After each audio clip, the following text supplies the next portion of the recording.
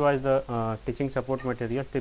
Teaching support materials कौन कौन से होते हैं और उनका जो है क्या काम होता है। ओके, रिकॉर्डिंग ऑन है।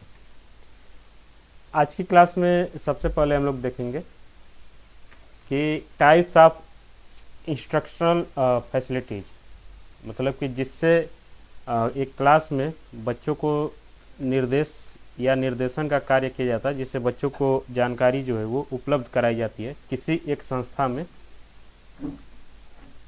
वो कौन कौन से होते हैं।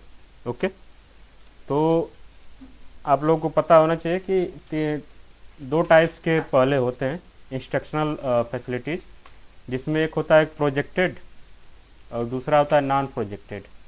प्रोजेक्टेड और नॉन प्रोजेक्टेड में हमें कोई डिफरेंस बता सकता है?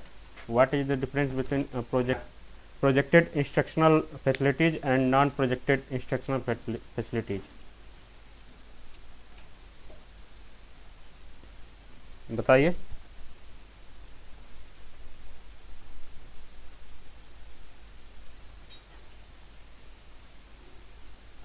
हम्म। और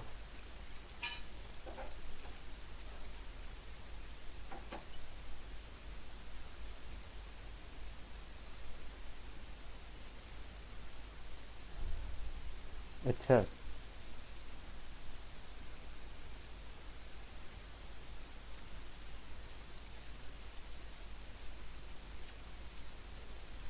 अब प्रोजेक्टेड और नॉन प्रोजेक्टेड का एक लोग आप थोड़ा सा डिफिनेशन जो है वो याद रखिएगा कि प्रोजेक्शन का मतलब होता है कि ऐसी कोई भी फैसिलिटीज जो चीज़ों को मैग्नीफाई करके दिखाती हो। जैसे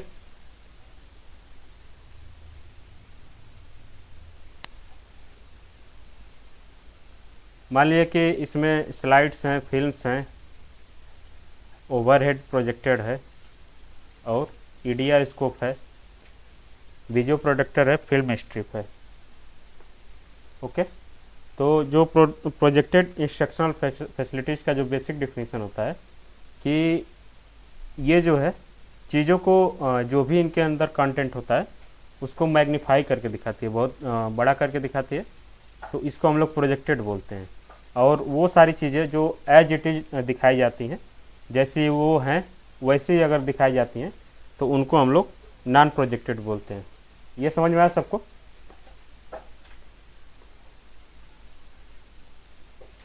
ओके, जैसे कि बात करें कि फिल्म, तो films refer to motion pictures or videos shown to students as part to instructional material. Film can be covered a wide range of topic and are often used to supplement classroom instruction, provide visual demonstration to spark discussion. तो magnifying का मतलब क्या है?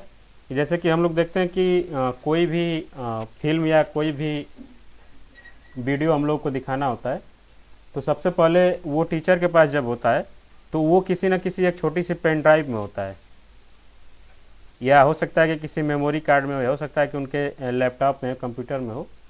तो उससे तो हम लोग देखते नहीं हैं, उसको क्या करती हैं वो स्मार्ट अगर बोर्ड है, स्मार्ट बोर्ड है, तो भी वो उसमें इंसर्ट करके उसको जो है मैग्नीफाई करेंगे, तो वो भी एक प्रकार का प्रोजेक्शन हो गया। ओके, स्लाइड्स में भी यही होता है। जैसे कि स्लाइड्स में क्या होता है, refer to individual transparent image और photographs mounted on small frames. जैसे कि आप लोगों ने देखा होगा बहुत सारे बच्चों के पास एक वॉच होती है, बच्चे, छोटे बच्चे जो खेलते हैं, डोरेमॉन या स्पाइडरमैन करके जो वॉच होती है, उसमें ट्रांसपेरेंट स्लाइड्स लगी होती हैं, उस पर कुछ फिगर बना होता है और पीछे से जो है एक लाइट्स जो है वो जलती है, और इसका जब यहाँ छाया बनता है तो उस पर वो फिगर जो है वो बड़ा दिखाई देता है, तो वो भी एक प्रकार का प्रोजेक्शन डिवाइड है। तो वो क्या है, वो एक तरीके का स्लाइड हो सकता है। ओके, उसी तरीके से इसमें दिया गया है कि individual transparent image or photographs mounted on small frames slide are commonly use to with slides projector to display visual content such as photograph, diagrams and instruction during presentation और लेक्चर्स। कितने लोगों ने वैसी जो इस घड़ी जो है देखी है, छोटे बच्चों का खेलने वाला, देखा है आप लोगों ने? एक घड़ी होती है, उसमें 20-25 फोटोग्राफ्स होते हैं जो ट्रांसपेरेंट होते हैं, पीछे से एक लाइट जलती है और उसका बच्चा जो है इमेज बनाता है किसी दीवार पे या कहीं भी, तो वो बहुत बड़ा दिखाई देता है। वो हो सकता है स्लाइड्स, या अगर आप लोगों ने कहीं प्रोफेशनल सेमिनार या पहले का अगर कोई सेमिनार देखें तो एक जो है प्रॉपर सेटअप जो है लगाया जाता था और उसके ऊपर जो है छोटे छोटे स्लाइड्स बगल में रखे होते थे जिसमें फिगर्स होते थे, और इसके सेटअप के पीछे एक लाइट जो जलती थी, और उस सेटअप के आगे जो एक ऐसा जगह होता था जिसमें स्लाइड्स को इंसर्ट किया जाता था, और पीछे से लाइट्स जब इस पे पड़ती थी तो इसका इमेज जो है आगे जो है जो ऑडियंस के लिए रखा हुआ जो दीवार या जो भी पर्दा होता था उस पर बनता था, तो उससे चीज़ों को समझाया जाता था। तो ये होते हैं स्लाइड्स। ओके, फिल्म्स और स्लाइड्स सबको समझ में आ गया। आगे हम लोग बढ़ते हैं। ये भी एक ओवरहेड प्रोजेक्टर होता है, हम लोग इसका इमेज देख सकते हैं, ये ओवरहेड प्रोजेक्टर है। A device that projects image or text printed on transparent sheets overhead transparency on to a screen or wall. Overhead projected are commonly used by educators to display lecture notes, diagram or other visual aids during the classroom presentation. Okay, तो ये भी जो है एक जो slides मैंने आपको बताया उसका एक डेवलप्ड वर्जन जो है, इसको हम लोग मानते हैं ओवरहेड प्रोजेक्टर का। ओके, इसमें भी है क्या है कि ट्रांसपेरेंट शीट्स का जो है वो यूज किया जाता है, और यहाँ जो है शीट्स को पुटअप किया जाता है और इसी का जो इमेज है यहाँ वो बड़ा होकर बनता है, तो इसको हम लोग ओवरहेड प्रोजेक्टर बोलते हैं, और इसको शॉर्ट फॉर्म में OHP बोलते हैं। इससे जो क्वेश्चन पूछे जाते हैं कि ओवर हेड प्रोजेक्टर, या इसका शॉर्ट फॉर्म जो दे देगा OHP, which kind of instructional materials, आपको 4 ऑप्शन दे देगा, projection material, non projection material, graphs, diagrams, ऐसे करके। तो इस तरीके से आपको उसमें से फाइंड करना था कि OHP जो होता है, ओवरहेड प्रोजेक्टर जो होता है, वो एक प्रोजेक्टेड मटेरियल है और उसका जो है किस तरीके से यूज किया जाता है। ओके, आगे जो है ईडिया स्कोप। ईडिया स्कोप जो है ये थोड़ा सा हम लोग बोले तो विंटेज इसको माना जा सकता है, पुराना मटेरियल जो है माना जाता है, लेकिन इससे जो क्वेश्चन कई बार पूछे गए हैं, इसलिए जो है an optical device use to project image or document on to the large screen or wall. Epidiascope are similar to overhead projector but are capable of projecting opaque material such as documents, photographs and 3-dimensional object.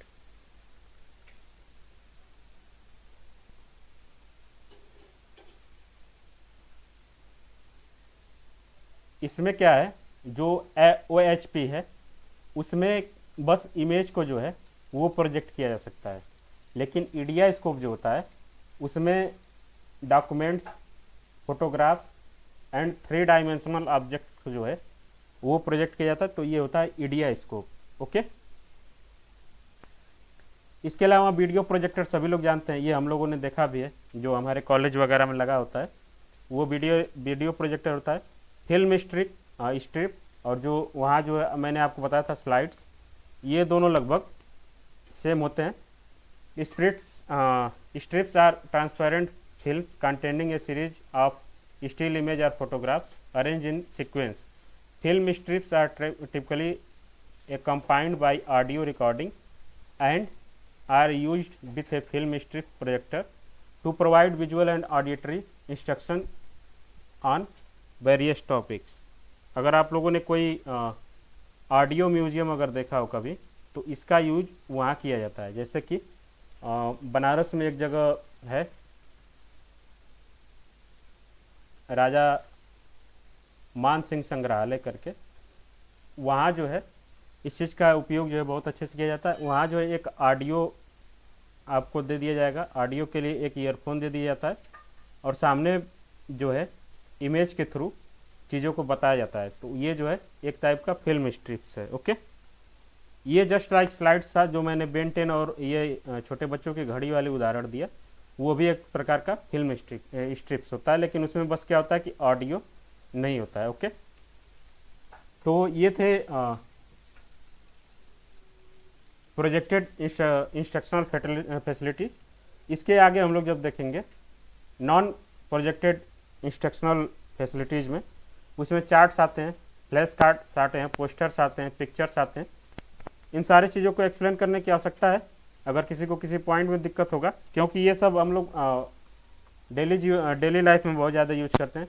Charts, flash cards, poster, picture and photographs, graphs and map and diagram, ये सब सारी चीज़ें क्या होती हैं, ये non projected instructional facilities में आती हैं। ओके,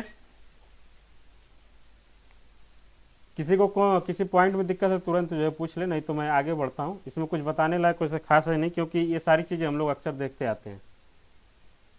आगे बढ़ें।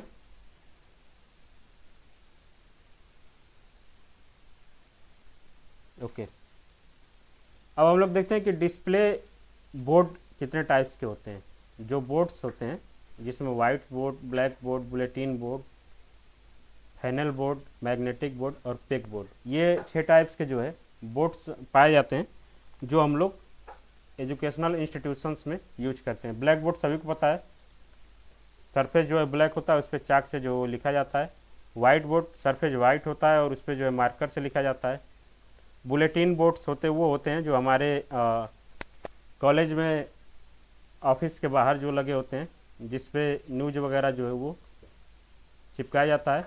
ओके, ये कार्क और फैब्रिक या अदर मटेरियल से बना होता है। इसमें क्या होता है कि नोटिस को जो है चिपकाने के announcements, students work or informational materials. तो इसमें क्या पूछा जाएगा कि which of the following board are use to publish notice या फॉर नोटिस या अनाउंसमेंट्स। तो आपको लगाना होगा बुलेटिन बोर्ड्स। ओके, अगला जो है flannel board. Flannel board a board covered with flannel or felt fabric on to which felt on fabric pieces with image text can be attach or rearranged. मतलब कि एक बोर्ड होता है, इसमें चीज़ों को चिपकाया जा सकता है और निकाला जा सकता है। ये जो है अक्सर छोटे बच्चों के लिए यूज किया जाता है, जहाँ बच्चे लर्निंग बाय डूइंग करते हैं, चीज़ों को चिपकाते हैं और निकालते हैं। तो वहाँ जो है फनल बोर्ड का यूज किया जाता है। Flannel board are commonly used early childhood education and story telling activities to instruct story concept sequence in a tactical and interactive way. ये होता है फनल। मैग्नेटिक बोर्ड क्या होता है, जस्ट लाइक फनल बोर्ड्स, इसमें जो है फेल्ट और फैब्रिक का यूज होता है। और इसमें जो है बोर्ड जो है वो या तो मैग्नेट का होगा या आयरन का होगा, और जो भी चीज़ें चिपकाने वाली होती हैं वो या तो मैग्नेट की होगी या आयरन की होगी। ओके, पेग बोर्ड एक होता है, a board with regularly spaced holes and perforation on to which pegs or hooks can be inserted. Peg board are used to organizing and displaying objects, tools and materials in various educational settings, art studio, workshop and ये peg board जो होता है उसमें बहुत सारे जो है जगह जो है वो खाली छोड़े जाते हैं, जहाँ अपने सुविधा अनुसार चीज़ों को इंसर्ट किया जाता है और जब उसका जो है काम हो जाता है तो उसे निकाल लिया जाता है। तो इसको हम लोग पेग बोर्ड बोलते हैं। एक बार आप लोग क्या करिएगा, जिसको अगर कोई नहीं समझ आ रहा है तो हम लोग जो है मैंने जब इसको पढ़ा था तो एक बार गूगल करके और मैंने इमेज देख लिया था, जिससे कि हमारे दिमाग में सारी चीज़ें लॉन्ग टाइम्स के लिए बनी हो। वैसे तो सारी चीज़ें आसान ही हैं, इसमें दो में कन्फ्यूजन हो सकता है आपको, फनल बोर्ड क्या होता है और पेग बोर्ड क्या होता है। तो क्लास ख़त्म होने के बाद आप लोग एक बार गूगल करिएगा और उसका जो है इमेज एक बार देख लेंगे तो आप लोगों को बहुत आसानी से क्लियर हो जाएगा। ओके, इसके अलावा भी बहुत सारे इंस्ट्रक्शनल मटेरियल्स होते हैं। जैसे कि बात करें ऑडियो इंस्ट्रक्शन मटेरियल्स में क्या क्या चीज़ें आते हैं, रेडियो, पॉडकास्ट, ये सब सारी चीज़ें आपको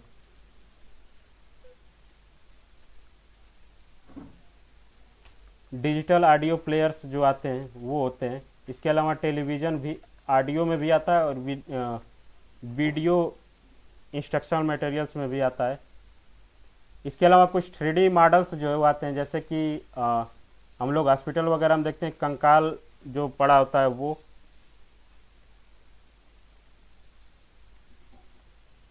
मॉकअप्स,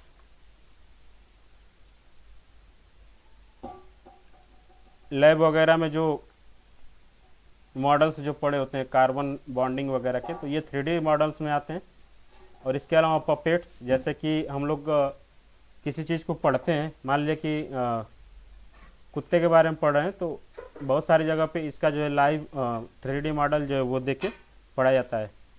इसके अलावा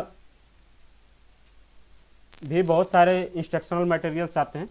तो एक बार आप लोग थोड़ा सा इसको सर्च करिएगा कि 3D, ये आप लोगों का होमवर्क है, 3D ऑडियो और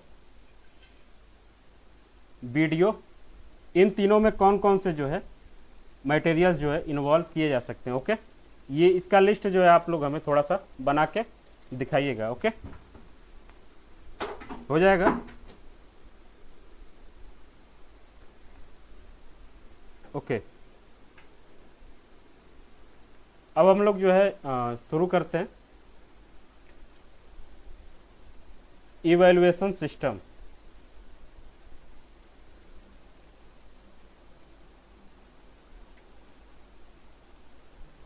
इवैल्यूएशन सिस्टम शुरू करने से पहले एक क्वेश्चन है कि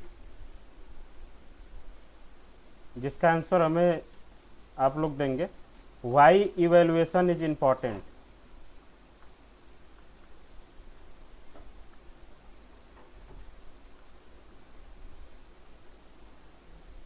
व्हाई इवैल्यूएशन इज इम्पॉर्टेंट, मूल्यांकन क्यों जरूरी है। एक टीचिंग लर्निंग के प्रोसेस में इवैल्यूएशन क्यों इम्पॉर्टेंट है, बताइए। प्राची, अंशु, सोनाली, स्वदेश।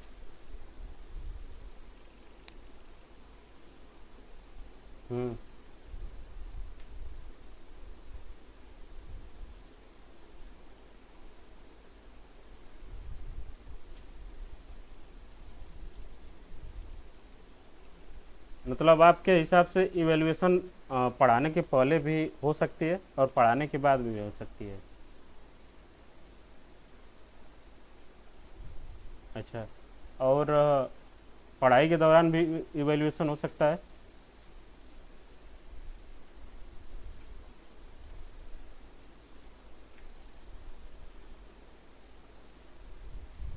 बहुत अच्छा बताया आपने। जो इन्होंने बताया इसको थोड़ा सा आप लोग ध्यान से एक बार सोचिएगा, क्योंकि आगे का जितने भी टाइप्स के इवैल्यूएशन हम लोग पढ़ेंगे, इन्होंने बहुत ही आसानी और आसान भाषा में सबको यही बता दिया। ओके, इवैल्यूएशन का डिफिनीशन थोड़ा सा हम लोग देख लेते हैं। Evaluation is the process for accessing and judging the quality और effectiveness of something based on the pre determined criteria. In education, it involves accessing students' learning, instructional practice, program and outcomes to inform decision making and drive improvement. जैसा कि हम लोगों ने teaching का जो है और लर्निंग का एक डिफिनीशन पढ़ा था कि इम्प्रूवमेंट इन आवर बिहेवियर। अगर हमारे बिहेवियर में इम्प्रूवमेंट नहीं हो रहा है तो हम लोग उसको टीचिंग और लर्निंग का प्रोसेस जो है वो नहीं मानेंगे। लेकिन कितना ज़्यादा इम्प्रूवमेंट हो रहा है, किस तरीके का इम्प्रूवमेंट हो रहा है, नेगेटिव इम्प्रूवमेंट हो रहा है या पॉजिटिव इम्प्रूवमेंट हो रहा है, इन सब सारी चीज़ों को देखने के लिए हम लोग इवैल्यूएशन करते हैं। ओके, अब थोड़ा सा देख लेते हैं कि फंक्शंस ऑफ इवैल्यूएशन, इवैल्यूएशन के क्या क्या जो है कार्य हैं। सबसे पहला है कि assessment of learning. Assessment of learning का मतलब होता है evaluation assess students mastery of knowledge and skill providing feedback their progress and achievement. दूसरा है कि फीडबैक एंड इम्प्रूवमेंट। जब हम किसी बच्चे को इवैल्यूएट करेंगे तो पहली बात है कि उसके न चाहते हुए भी उसका जो है फीडबैक हमें मिल जाएगा। अगर हमने आपका कोई टेस्ट लिया, अगर आप लोग टेस्ट में अच्छा परफॉर्म जो है वो नहीं कर रहे हैं, तो मेरा फीडबैक ये रहेगा कि या तो मेरे पढ़ाने में कोई ना कोई कमी है, या आपके सीखने में कोई ना कोई कमी है। ओके। इसके अलावा decision making, evaluation data inform decision making at the various level including curriculum development, instructional strategy, resource allocation and policy formation. जैसा कि इन्होंने बताया कि इवेल्युएशन पहले भी हो सकता है, बाद में भी हो सकता है। तो जब हम पहले इवेल्युएशन करते हैं तो हम क्या करते हैं कि आपके लेवल ऑफ नॉलेज के हिसाब से, जो भी आपका लेवल ऑफ नॉलेज है उसके हिसाब से अपने आगे की चीज़ों को तय करते हैं। जैसे इसमें क्या हो सकता है कि आपके लेवल के हिसाब से आपका करिकुलम क्या होना चाहिए, इंस्ट्रक्शनल स्ट्रेटजी क्या होनी चाहिए, आपको कौन कौन से रिसर्च को जो है वो एलोकेट किया जाना चाहिए, और आपके लिए कौन कौन सी पॉलिसी जो है वो बनाई जानी चाहिए। अकाउंटेबिलिटी है, जैसे कि मैंने आपको पढ़ाया, आपने टेस्ट में बहुत अच्छा कर दिया, तो इससे क्या होगा कि आप हमारे प्रति अकाउंटेबल होंगे और हम आपके प्रति अकाउंटेबल होंगे। Evaluation holds educator, school, educational system accountable for student learning and performance, ensuring transparency and accountability of stakeholders. Okay. Program evaluation, assess the effectiveness and of educational programs and intervention determines their impact on students outcome and guiding program improvement efforts। जैसे कि जिस programme के तहत आप लोग पढ़ रहे हैं, जैसे कि आप लोग अभी यहाँ क्लास जो है सफलता क्लासेस के तर्ज पे कर रहे हैं, तो ये एक प्रकार का प्रोग्राम है जो हमारे द्वारा चलाया जा रहा है। ओके। अगर मान लिया कि मैंने आपका इवेल्युएशन किया या एनटीए ने आपका इवेल्युएशन किया और आपने बहुत अच्छा परफॉर्मेंस किया, आप सभी लोगों का जेआरएफ क्वालिफाई हो गया, तो वहाँ से क्या होगा कि मेरे प्रोग्राम जो सफलता क्लासेस हैं उसका भी इवेल्युएशन किया जाएगा। आप लोगों से कोई पूछेगा कि आप लोगों ने कहाँ से पढ़ाई की थी, तो आप लोग सभी बताएंगे कि एक सफलता क्लासेस जो चलती थी जिससे मैंने फर्स्ट पेपर की पढ़ाई की थी, तो वो क्या है कि एक प्रकार का मेरे प्रोग्राम का भी इवेल्युएशन है। ओके, क्लियर है सबको? ओके। आगे है कि क्वालिटी इंश्योरेंस। अगर आपके द्वारा जो है क्वालिटी लर्निंग नहीं की जा रही है, मेरे द्वारा क्वालिटी टीचिंग जो है वो नहीं की जा रही है, तो इवेल्युएशन में वैसे ही नेगेटिव रिस्पांस जो है वो देखने को मिलेगा। अगर सारी चीज़ें बहुत अच्छी की जा रही हैं तो वहाँ जो है पॉजिटिव रिस्पांस जो वो देखने को मिलता है। सातवां है research and development. Research and development का मतलब है कि मैंने मान लीजिए कि आपका कोई टेस्ट लिया, 30 बच्चों का टेस्ट लिया, और उसमें जो है बच्चों के परफॉर्मेंस के हिसाब से उनके आगे की तैयारी जो है वो करने में मुझे मदद मिलती है, तो एक प्रकार का रिसर्च एंड डेवलपमेंट है। Education generates data for educational research supporting development of evidence based practice policy and intervention. जैसे कि हम लोग अक्सर देखते हैं कि रिसर्च करने के लिए, मान लिया कि यूपीएससी में इसके लिए मैंने यूपीएससी का एग्जाम्पल लिया कि एक रिसर्च और डेवलपमेंट का विषय यह है कि हिंदी माध्यम के जो विद्यार्थी होते हैं उनका रिजल्ट जो है वो बहुत ज़्यादा खराब बन रहा है। तो यह किससे पता चलता है? जो यूपीएससी के द्वारा बच्चों को इवेलुएट किया जाता है उसी का एक नतीजा तो है कि हिंदी माध्यम वाले उसमें जो है परफॉर्मेंस बढ़िया नहीं करते हैं। तो ये भी एक रिसर्च का विषय अभी है फिलहाल कि हिंदी माध्यम के विद्यार्थियों का रिजल्ट जो कैसे पॉजिटिव बनाया जाए। तो ये क्या है? Research and development. Okay. Stakeholder communication. Evaluation communicate students process program effectiveness educational outcomes to stakeholder including student, parents, educator, policy maker and the public। Stakeholders का मतलब ये होता है कि जितने लोग उस प्रोसेस में इन्वॉल्व हैं या इन्वॉल्व होने वाले हैं। इसमें जैसे कि एक टीचिंग लर्निंग का प्रोसेस अगर होता है तो उसमें कौन कौन इन्वॉल्व होता है? स्टूडेंट्स और टीचर तो होते ही हैं, इसके अलावा पेरेंट्स भी इसलिए इन्वॉल्व होते हैं कि बच्चा कहाँ पढ़ेगा, कैसे पढ़ेगा, इसका डिसीजन लेने का जो शुरुआती हक होता है। पैसे लगाना है पेरेंट्स को तो बच्चे वो जाहिर से सोचेंगे कि मेरा बच्चा जो अच्छे स्कूल में पढ़े, पॉलिसी मेकर, अगर मान लिया कि सीबीएसई बोर्ड से जो है बढ़िया रिजल्ट कोई स्टेट बोर्ड वाले बच्चे देने लगे, रिजल्ट का मतलब है कि ऑन फ्यूचर बहुत अच्छा कुछ करने लगे, तो पॉलिसी मेकर के दिमाग में जो है ये बात जरूर जाएगी कि यूपी बोर्ड के बच्चे जो है बहुत अच्छा कर रहे हैं, इसका मतलब कि यूपी बोर्ड में जो है टीचिंग लर्निंग का प्रोसेस जो है बहुत बढ़िया हो रहा है। तो ये सब क्या होते हैं कि स्टेक होल्डर होते हैं और इनके बीच जो है कम्युनिकेशन होता है, इसको भी इवेल्युएशन के द्वारा डिटरमाइन किया जाता है। ओके, तो ये 8 प्रकार के जो है फंक्शंस ऑफ इवेल्युएशन बताया गया। इसके अलावा भी बहुत सारे फंक्शंस हो सकते हैं, इसके अलावा मान लीजिए कि बहुत सारे फंक्शंस हो सकते हैं, कम से कम 20 फंक्शंस हो सकते हैं। तो यहाँ जो भी चीज़ें बताई जाती हैं बस आपको एक ओवरव्यू दिया जाता है कि फंक्शंस ऑफ इवेल्युएशन में हमें किस किस टाइप की चीज़ों को देखना है, और जब आप लोगों को ये समझ में आएगा कि हमें किस किस टाइप्स की चीज़ों को देखना है, उसी से जो है क्वेश्चन बहुत आसानी से बनते हैं। ओके, इसमें किसी पॉइंट में किसी को दिक्कत है बताइए। स्वदेश, अंशु, प्राची, गीतांजलि, सोनाली, रंजीत। ओके,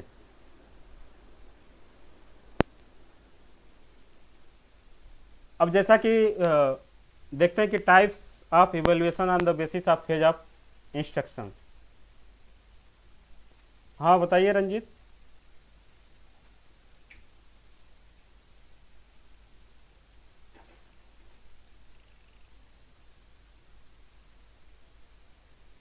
ओके, अब हम लोग देखते हैं कि एक टीचिंग लर्निंग का प्रोसेस अगर शुरू होता है तो उसके फेजेज के आधार पे कितने टाइप्स के जो है इवेल्युएशन होते हैं। जैसा कि इन्होंने बताया कि एक इवेल्युएशन जो है पढ़ाई शुरू होने से पहले होना चाहिए, तो उसी को हम लोग प्लेसमेंट इवेल्युएशन बोलते हैं। ओके, एक इन्होंने बताया कि क्लास के बीच में फीडबैक लेने के लिए बच्चों को समझ में आ रहा है कि नहीं समझ में आ रहा है, वो होता है फॉर्मेटिव इवेल्युएशन। इसके अलावा एक इन्होंने बताया कि एक जो है क्लास खत्म होने के बाद यानी कि कोर्स खत्म होने के बाद इवेल्युएशन होना चाहिए, उसको हम लोग समेटिव इवेल्युएशन बोलते हैं। और एक जो होता है डायग्नोस्टिक इवेल्युएशन, वो होता है किसी स्पेसिफिक बच्चे को या किसी स्पेसिफिक टॉपिक में या किसी एक स्पेसिफिक जगह के पॉइंट पे अगर किसी को कोई प्रॉब्लम है तो उसको दूर करने के लिए जो इवेल्युएशन किया जाता है उसको हम लोग डायग्नोस्टिक इवेल्युएशन बोलते हैं। ओके, अब हम लोग देखते हैं प्लेसमेंट इवेल्युएशन क्या होता है। जैसे कि मान लीजिए कि हम लोग 12th पास आउट करके बहुत सारे कोचिंग, यूनिवर्सिटी और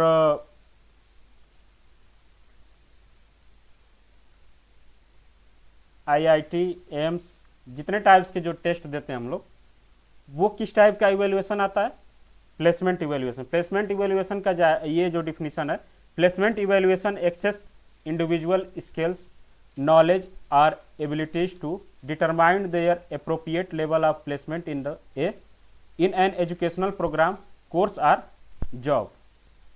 ओके, हाँ अंशु, लाइक इंटरेस्ट, बहुत अच्छा अंशु। तो वो भी एक टाइप का प्लेसमेंट इवेल्युएशन होता है। प्लेसमेंट इवेल्युएशन का जाहिर सी बात है कि जिसकी जितनी औकात है उसके औकात के हिसाब से उसके सही जगह पे पहुंचा देना, इसी को हम लोग प्लेसमेंट इवेल्युएशन बोलते हैं। इसमें सेट, वेट, CUT, नीट, जेई, जितने टाइप्स के इवेल्युएशन होते हैं वो प्लेसमेंट इवेल्युएशन होते हैं। मतलब कोई भी ऐसा इवेल्युएशन जो किसी टीचिंग लर्निंग प्रोसेस के शुरू होने से पहले अगर किया जाता है टू जज the level of knowledge of students, तो उसको हम लोग प्लेसमेंट इवेल्युएशन बोलते हैं। इसको हम लोग जॉब में, कोर्स में और एजुकेशनल प्रोग्राम में भी यूज करते हैं। ओके, पर्पज क्या होता है, the primary goal of placement evaluation is the match individual with learning or employment opportunity that best fit their current abilities and needs. Okay, ये पर्पज होता है। मेथड्स क्या होते हैं? Various assessment methods may be used such as standardised test, interview, audition, portfolio review, ये सब इसके जो है मेथड्स हो सकते हैं। ओके, आउटकम क्या होते हैं? Placement decision are made based on the assessment result and individual review, placing individual in the appropriate level of position. Okay, तो ये होता है प्लेसमेंट इवेल्युएशन। ओके, ये क्लियर है सबको?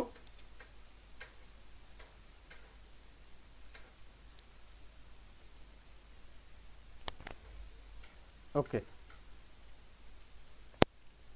इसके बाद जब टीचिंग लर्निंग प्रोसेस शुरू हो जाती है तो उसके बीच में आता है फॉर्मेटिव इवेल्युएशन।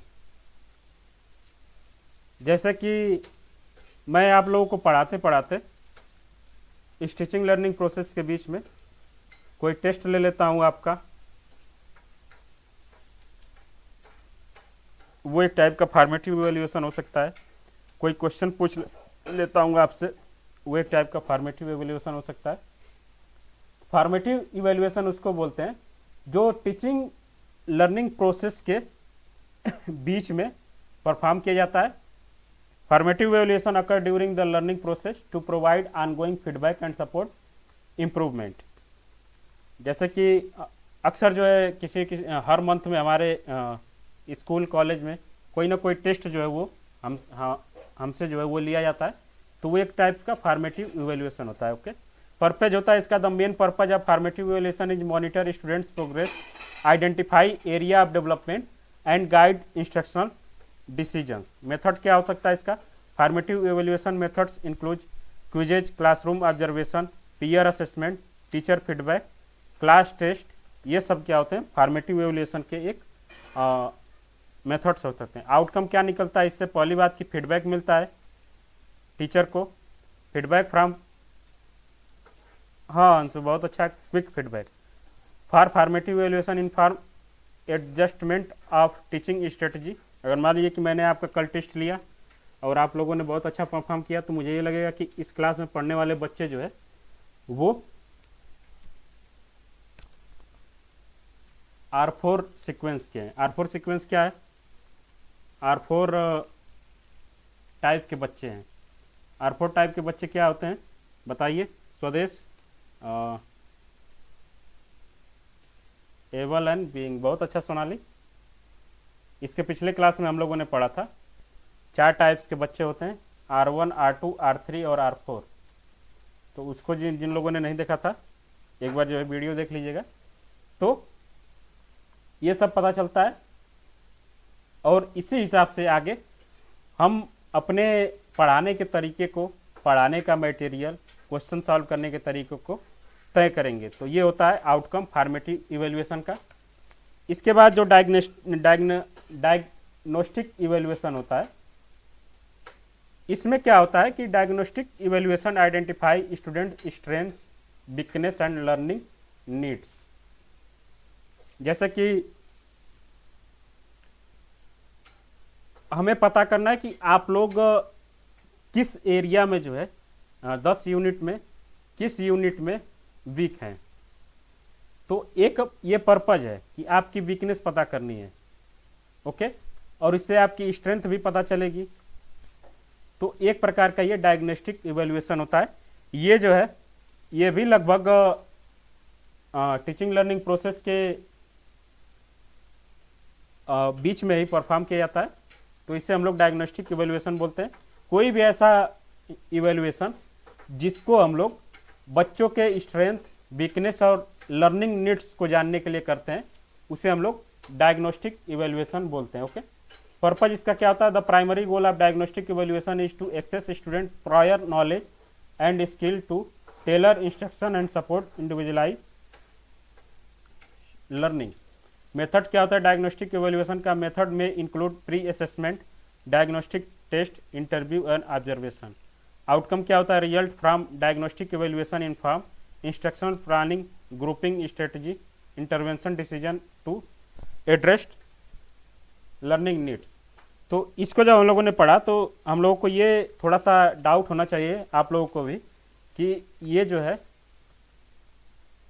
ये क्या नाम है, प्लेसमेंट इवेल्युएशन के जैसा ही तो है। कितने लोगों को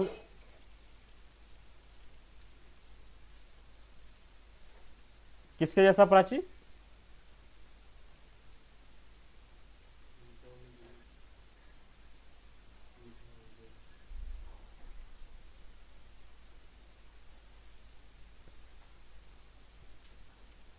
ये फॉर्मेटिव भी हो सकता है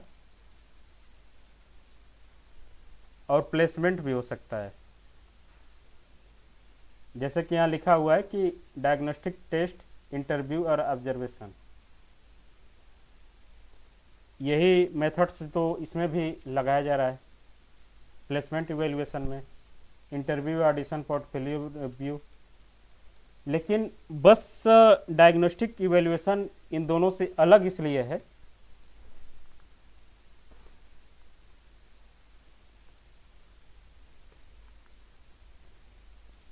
प्लेसमेंट इवेल्युएशन कब होता है? जब टीचिंग लर्निंग का प्रोसेस शुरू नहीं होता है। ये उसके पहले क्या प्रोसेस है, तो उसको हम लोग प्लेसमेंट इवेल्युएशन बोलते हैं। और डायग्नोस्टिक इवेल्युएशन में टीचिंग लर्निंग प्रोसेस शुरू हो जाता है, उसके बीच में हम इसको करते हैं। इसके अलावा फॉर्मेटिव इवेल्युएशन हम लोगों ने देखा कि ये भी जो है लर्निंग प्रोसेस के ड्यूरिंग किया जाता है और फीडबैक लेने के लिए और सपोर्ट के इम्प्रूवमेंट के लिए किया जाता है।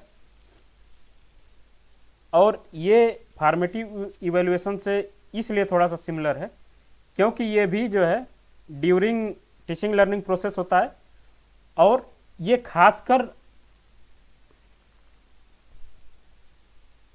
बच्चों के स्ट्रेंथ और वीकनेस को जानने के लिए किया जाता है। इसमें पूरे क्लास को भी हम लोग इन्वॉल्व कर सकते हैं, एक इंडिविजुअल को भी इन्वॉल्व कर सकते हैं कि इस बच्चे को इस टॉपिक में दिक्कत है। लेकिन फॉर्मेटिव इवेल्युएशन, क्लास टेस्ट वगैरह जो होता है, लगभग उसमें क्लास के सभी बच्चे इन्वॉल्व होते हैं और इंडिविजुअल भी ये भी हो सकता है। हम लोगों को बस इतना याद रखना है, फॉर्मेटिव इवेल्युएशन में कौन कौन से मेथड्स को यूज किया जाता है? Quizzes, classroom observation, peer assessment और टीचर फीडबैक। इसमें कौन कौन से मेथड्स को यूज किया जाता है? Pre assessment, diagnostic test, interview and observation. बस आप लोग इतना याद रखिए कि कोई भी ऐसा इवेल्युएशन जो किसी बच्चे के स्ट्रेंथ, वीकनेस और लर्निंग नीड्स को करने के लिए टीचिंग लर्निंग के ड्यूरिंग जो है वो किया जाता है, उसे हम लोग डायग्नोस्टिक इवेल्युएशन बोलते हैं। ओके, क्लियर है क्या सबको?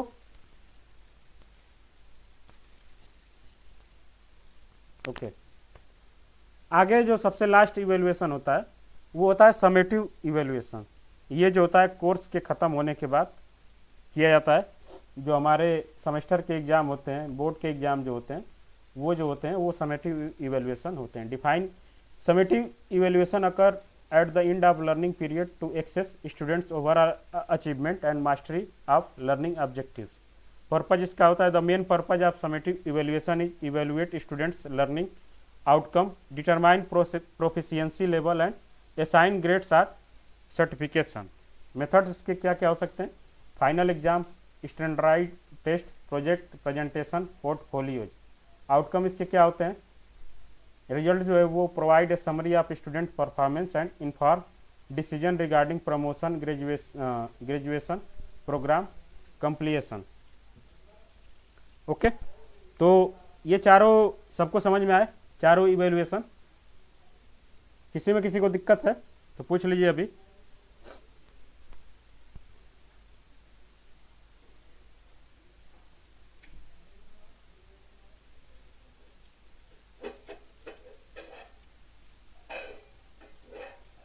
पहला जो क्वेश्चन इससे बनाया जाता है वो होता है सीक्वेंस में बनाने के लिए।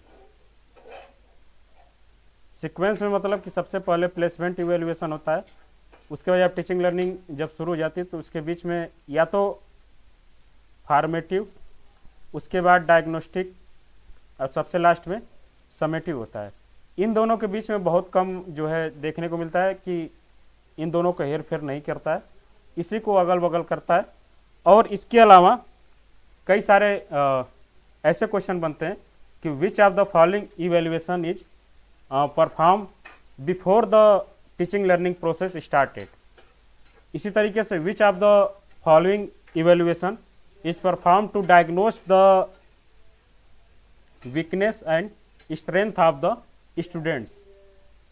और फॉर्मेटिव में अगर कोई क्वेश्चन बनता है तो डिफिनीशन से जो है मैक्सिमम क्वेश्चन ही पूछे जाते हैं कि which of the following evaluation is perform to during the teaching learning process to gain feedback and support to gain feedback of students. तो ये होता है फॉर्मेटिव इवेल्युएशन। हम लोग जब क्वेश्चन करेंगे इसका तो देखेंगे अच्छे से। ओके, आजकल एग्जाम्पल से क्वेश्चन बन रहे हैं। हाँ, ये भी है, बहुत सारे क्वेश्चन जो एग्जाम्पल से बन रहे हैं।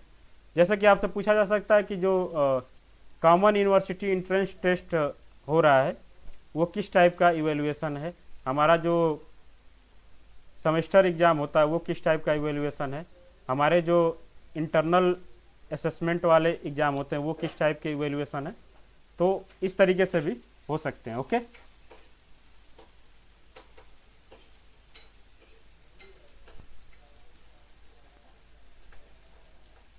सेमेस्टर एग्ज़ाम जो होते हैं वो समेटिव में आते हैं और इंटरनल असेसमेंट जो होते हैं वो फॉर्मेटिव में आते हैं, क्योंकि उसके बाद हमारे पास टाइम होता है, हमारा जो फीडबैक, हमारा मार्क्स जो है वो पता चल जाता है। टेस्ट वगैरह जो होते हैं फॉर्मेटिव में आते हैं और सेमेस्टर एग्जाम क्या होता है वो समेटिव में आता है। ओके, अब दो टाइप के इवेल्युएशन होते हैं, एक होता है कि नॉन रेफरेंड इवेल्युएशन और दूसरा है क्राइटेरियन रेफरेंड इवेल्युएशन।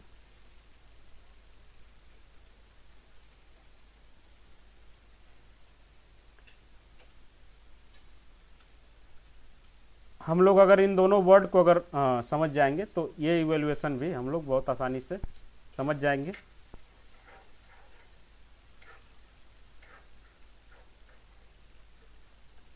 नॉर्म रेफरेंड इवेल्युएशन का मतलब ये होता है कि हमारे मार्क्स को जो है एक नॉर्म ग्रुप से कंपेयर किया जाएगा। नॉर्म ग्रुप्स में 2 बच्चे आ सकते हैं, 20 बच्चे आ सकते हैं, 20 लाख बच्चे आ सकते हैं, 20,000 बच्चे आ सकते हैं, कितने भी बच्चे आ सकते हैं।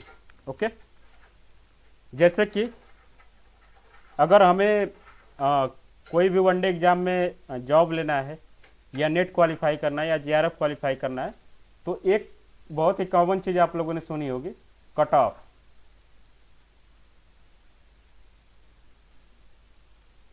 कट ऑफ का मतलब क्या होता है कि जो लोग कट ऑफ से ऊपर हैं वो इस एग्ज़ाम में क्वालिफाई हैं, जो लोग कट ऑफ से नीचे हैं वो इस एग्ज़ाम में क्वालिफाई नहीं हैं।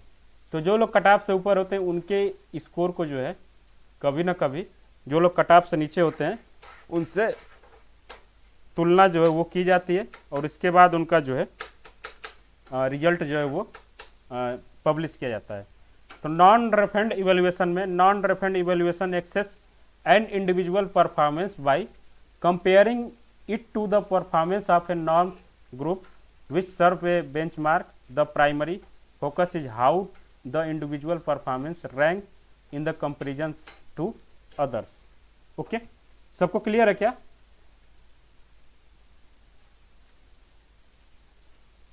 ओके, पर्पज इसके क्या होते हैं? सबसे पहला पर्पज होता है कि रैंकिंग जानना, ये सबसे पहला पर्पज होता है। द मेन पर्पज नॉन referenced evaluation is rank individual along a continuum to performance, identify their relative strength and weakness compare to their peers. This approach is commonly use to competitive context.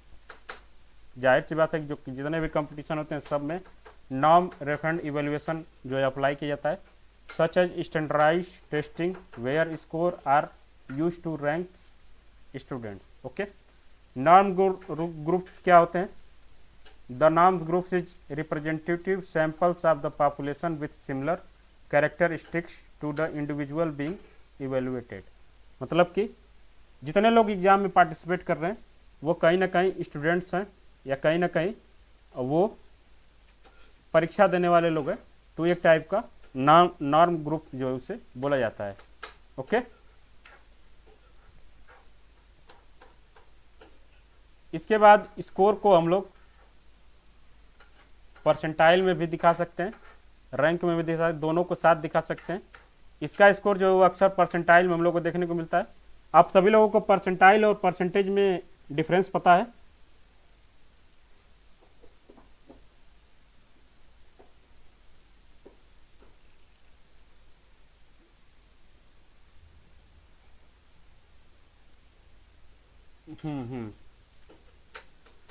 तो इसमें क्या देखा जाएगा, percentage या percentile? Norm reference evaluation में क्या देखा जाएगा, परसेंटेज या परसेंटाइल? ओके, यहाँ हम लोग देख सकते हैं कि percentile ranks indicate the percentage of people in norms group who scored lower than the individual. Percentile का मतलब आप सभी लोग एक बार बता देता हूँ जिसको नहीं पता है. मान लीजिए कि 100 परसेंटाइल का जो है एग्जाम होता है, ये जो है 100 परसेंटाइल डिनोट करता है numbers of people who were participate in the exam. Okay, अब मान लीजिए कि आपका जो है 90 यानी 99 परसेंटाइल जो है वो स्कोर आपको मिलता है, तो इसका मतलब ये है कि हम लोग इसको जो है 100 से माइनस करते हैं जितनी भी परसेंटाइल आपकी आई है. तो मान लीजिए कि इसका डिफरेंस जो है 1 परसेंटाइल है और बाकी जो है 99 परसेंटाइल. तो इसका मतलब ये होता है कि 1% लोग ऐसे हैं जिन्होंने आपसे ज़्यादा स्कोर अचीव किया है. ओके, और 99% लोग ऐसे हैं जिन्होंने आपसे कम स्कोर अचीव किया है. तो हो गया कंपैरिजन. आपने अपने आप को 99% लोगों से कंपेयर किया कि वो आपसे नीचे हैं और 1% लोग आपसे ऊपर हैं. तो एक प्रकार का ये नॉन रेफरेंड इवैल्यूएशन होता है. ओके, एग्जाम्पल्स के लिए इसके लिए हम लोग ले सकते हैं कि जितने भी इंट्रेंस टेस्ट होते हैं वो एनटीए के द्वारा जो नेट का एग्ज़ाम कराया जाता है वो, नीट का जो एग्ज़ाम होता है वो, जितने भी इंट्रेंस टेस्ट होते हैं जिसमें परसेंटाइल्स में जो है मार्क्स आते हैं वो जो होता है नॉन रेफरेंड इवैल्यूएशन होता है. Okay,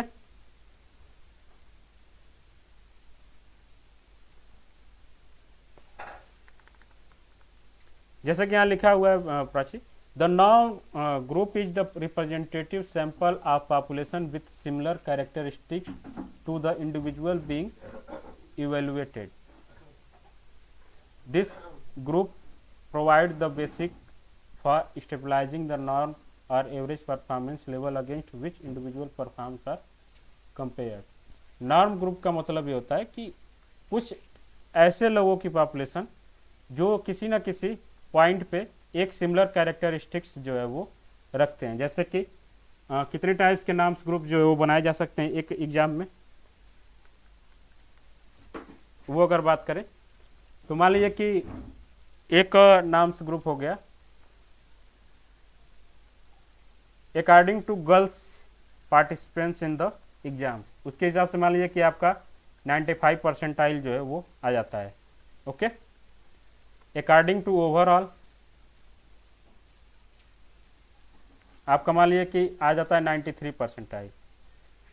according to your community OBC general आपके आ जाते हैं 94 परसेंटाइल.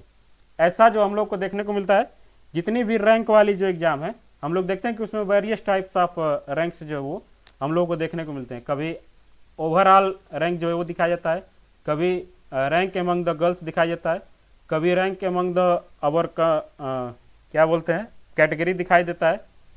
तो ये क्या है, एक प्रकार का नॉर्म्स ग्रुप है कि जिसके हिसाब से आपका कंपैरिजन किया जा रहा है. अगर आपकी रैंक जो ओवरऑल बताई जा रही है तो इस सिचुएशन जो नॉर्म ग्रुप होगा वो ओवरऑल स्टूडेंट्स होंगे जिन्होंने इस एग्जाम में पार्टिसिपेट किया है. ओके, अब समझ में आया प्राची?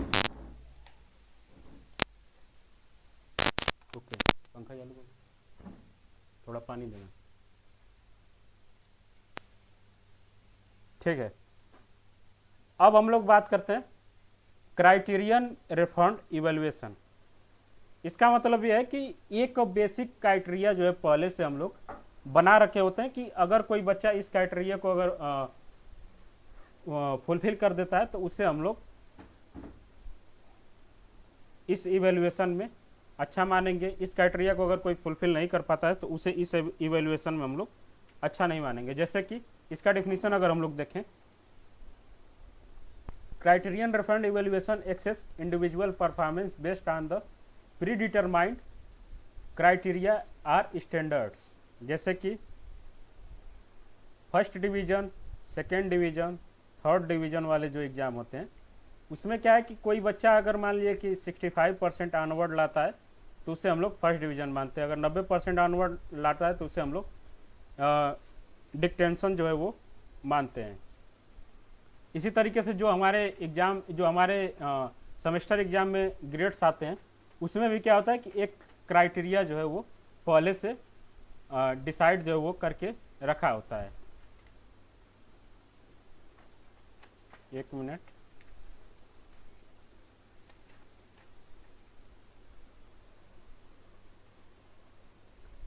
और उसमें मार्क्स जो है वो परसेंटेज में लाया जाता है। ओके, परसेंटेज हो सकता है, नंबर्स हो सकता है, इसमें जो है रैंक जो है वो नहीं बताई जाती है।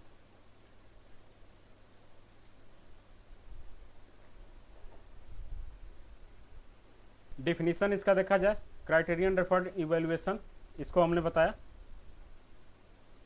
Often set by educator, curriculum developer, professional organisation, the focus is the measuring mastery of specific knowledge, skill or competencies. ये क्लियर है क्या सबको?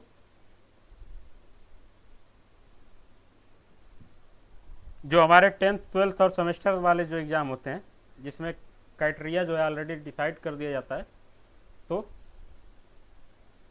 उसमें होता है, इसमें भी रैंक जो है वो बताई जाती है, लेकिन सभी लोगों की रैंक जो वो नहीं बताई जाती है। जो टॉप 10 होते हैं उन लोगों की रैंक बताई जाती है, जो टॉप बहुत आता है जो टॉप 50 में जो आते हैं उन लोगों की रैंक बताई जाती है, जो डिस्ट्रिक्ट टॉप करता है उसे बताई जाती है, जो आपके कॉलेज में गोल्ड मेडलिस्ट होता है उसको बताई जाती है। तो वो एक बेसिक होता है। ओके,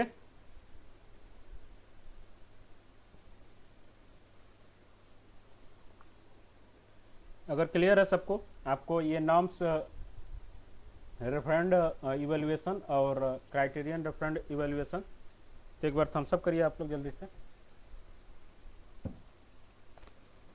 ओके,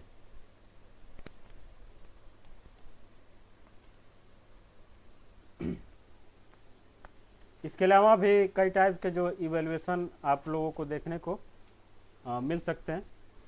जैसे कि एक होता है डायरेक्ट इवेल्युएशन, एक होता है इनडायरेक्ट इवेल्युएशन।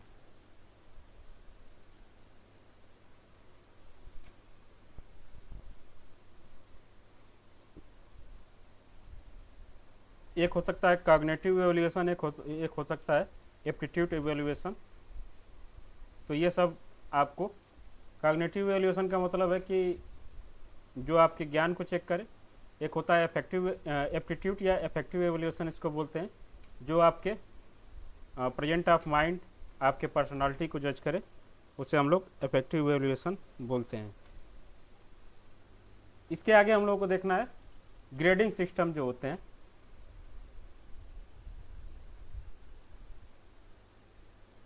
पोर्टफोलियो इवेल्युएशन, ये जो है हमारे टीचिंग का हिस्सा नहीं होता, ये बिजनेस में माना जाता है। पोर्टफोलियो का मतलब है कि शेयर मार्केट में इसको देखते हैं, वो गलती से यहाँ टाइप हो गया है, वो इसका काम यहाँ नहीं है। असेसमेंट का मतलब होता है क्लास ख़त्म होने के बाद जो आपको होमवर्क दिया जाता है उसी को हम लोग असेसमेंट बोलते हैं। कोई चैप्टर आप लोग पढ़ते हैं उसके लास्ट में अक्सर दिया होता है कि असेसमेंट वर्क, तो वो जो होमवर्क होता है just after completing a unit, उसे हम लोग असेसमेंट बोलते हैं। अंशु, ओके, क्लियर है क्या अंशु? ओके,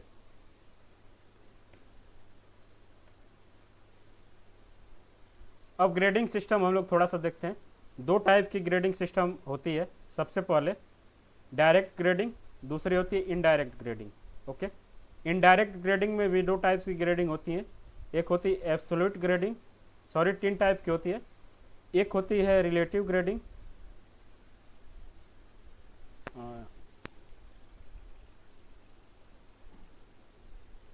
एक मिनट,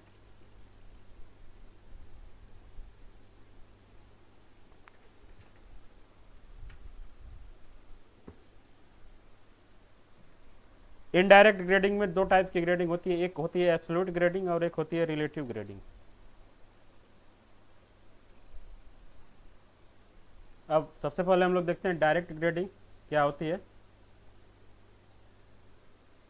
डिफिनीशन अगर इसका देखें, direct grading involve assigning grades based on the actual performance of student on specific task assessment and criteria. सारे का डिफिनीशन जो है हम लोग एक बार पढ़ लेते हैं, उसके बाद तीनों में जो है हम लोग देखेंगे क्या क्या अंतर जो है देखने को मिलता है। इनडायरेक्ट ग्रेडिंग में क्या होता है?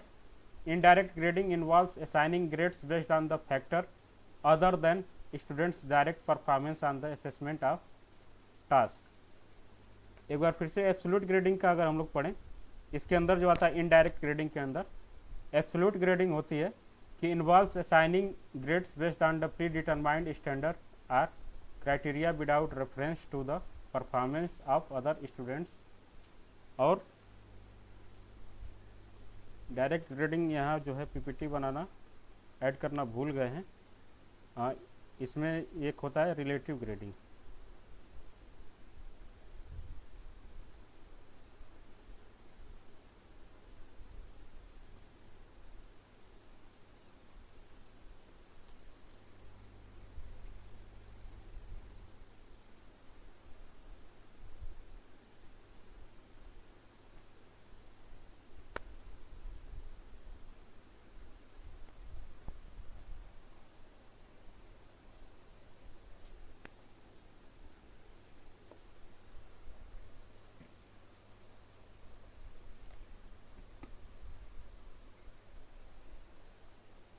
ओके,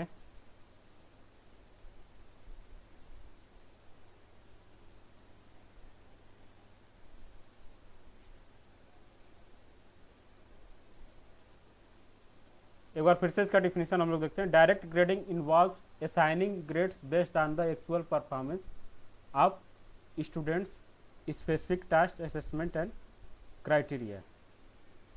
डायरेक्ट ग्रेडिंग का मतलब होता है कि हम लोगों का जो परफॉर्मेंस होता है वो डायरेक्ट हमें परसेंटेज के रूप में या सीजीपीए के रूप में, एसजीपीए के रूप में बता दिया जाता है। ओके, लेकिन इनडायरेक्ट ग्रेडिंग जो होता है उसमें अगर आप लोग छोटे बच्चों का अगर मार्कशीट वगैरह देखें तो उसमें उन लोगों का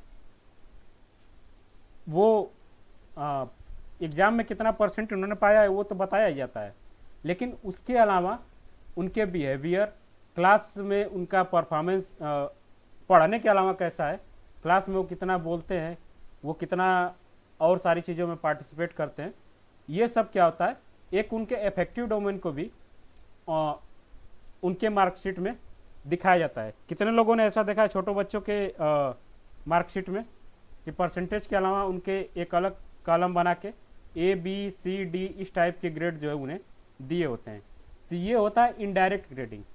ओके, अब डायरेक्ट ग्रेडिंग में डायरेक्ट हमें परसेंटेज अगर सीजीपीए में देना है तो सीजीपीए दे दिया जाता है, और इनडायरेक्ट ग्रेडिंग में परसेंटेज और सीजीपीए के अलावा उनके इफेक्टिव डोमेन को भी हम लोग ग्रेडिंग में कन्वर्ट कर देते हैं। और इसमें क्या होता है कि अगर ए किसी को मिला है A positive, A negative, B positive, B negative, इस तरीके से ग्रेडिंग की जाती है। जिस बच्चे को ए पॉजिटिव मिला था उसका माना जाता है कि क्लास में जो है बिहेवियर वो जो है बहुत अच्छा है, पार्टिसिपेशन जो है वो बहुत अच्छा है, इम्प्रूवमेंट उसके कैसा हो रहा है, ये सब सारी चीज़ों को भी इनडायरेक्ट ग्रेडिंग में जज किया जाता है। ओके, इसी के अंदर जो एब्सोल्यूट ग्रेडिंग होती है उसमें क्या होता है कि जो डिवीजन बनाने का एक तरीका होता है, जैसे कि अगर हमारा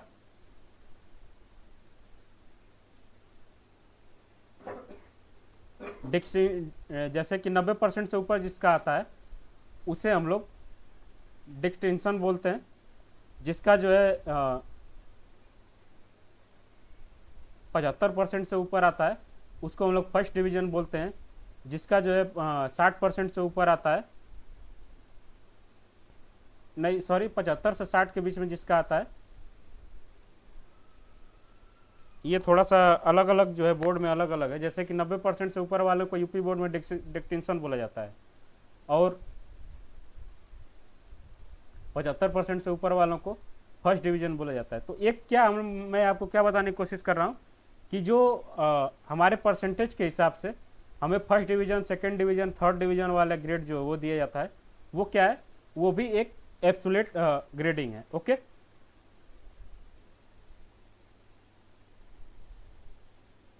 और इसी में अगर रिलेटिव ग्रेडिंग भी अगर हम लोग जोड़ दिया जाए, रिलेटिव ग्रेडिंग में भी क्या होता है, एक टाइप का इनडायरेक्ट ग्रेडिंग तो होती है, उसमें हमारे पर्सनालिटी टेस्ट वगैरह को भी ऐड अगर कर दिया जाता है तो वो उसे हम लोग रिलेटिव ग्रेडिंग बोलते हैं। ओके, एक बार इसको जो है ग्रेडिंग सिस्टम को एक बार आप लोग पढ़िएगा KVS मदान की बुक से। कल हम लोग जब इसके जो क्वेश्चन जब हम लोग सॉल्व करेंगे तो देखेंगे कितना जो है इससे जो है क्वेश्चन पूछा गया और किस टाइप का क्वेश्चन जो है वो पूछा गया है। ओके, वैसे एक बार मैं फिर से इसको बता दूं क्या, कि कल आप लोग पढ़ के आएंगे तब मैं बताऊं।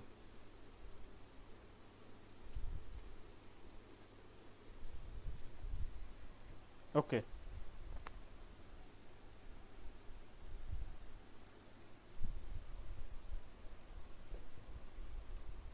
ये हो गया एब्सोल्यूट और ये हो गया रिलेटिव। एब्सोल्यूट ग्रेडिंग ये होती है कि हमारे परसेंटेज के साथ साथ, जैसे मान लिया कि मैंने 75% जो है वो नंबर पाया, तो यहाँ जो है मुझे ग्रेड जो मिलेगा वो मिल जाएगा। अगर मैं 75% से ऊपर हूँ या 75% हूँ तो इसे जो है मान लिया कि डिस्टिंक्शन का ग्रेड जो है वो मिल गया। ओके, अगर मैं 60% से ऊपर हूँ और 75% से कम के बीच में हूँ तो मुझे जो है फर्स्ट डिवीजन का टैग जो है वो मिल जाता है। ये जो है एब्सोल्यूट ग्रेडिंग है, परसेंटेज के साथ बस आपको एक ये ग्रेड जो है वो दी जाए, first division, second division, third division. लेकिन रिलेटिव ग्रेडिंग में क्या है कि इसमें आपके पर्सनालिटी को भी थोड़ा सा बताया जाता है। जैसे कि इसमें बहुत सारे एस नो टाइप के आंसर होते हैं कि 75% अटेंडेंस, अगर एस का कॉलम है तो वहाँ जो है एस लिखा होता है। इसके अलावा क्लास परफॉर्मेंस, इसमें एस नो, इस टाइप की जो चीज़ें रिलेटिव ग्रेडिंग में की जाती हैं। ओके,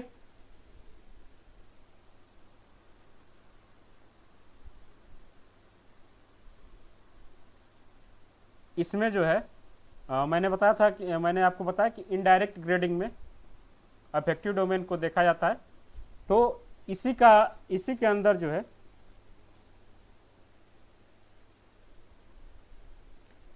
जो एब्सोल्यूट ग्रेडिंग माना जाता है, इसमें क्या किया जाता है, बस हमारे परसेंटेज मार्क्स के साथ साथ हमें एक ग्रेड दे दिया जाता है, first division, second division, A grade, B grade, C grade, इस टाइप से। ओके, रिलेटिव ग्रेडिंग में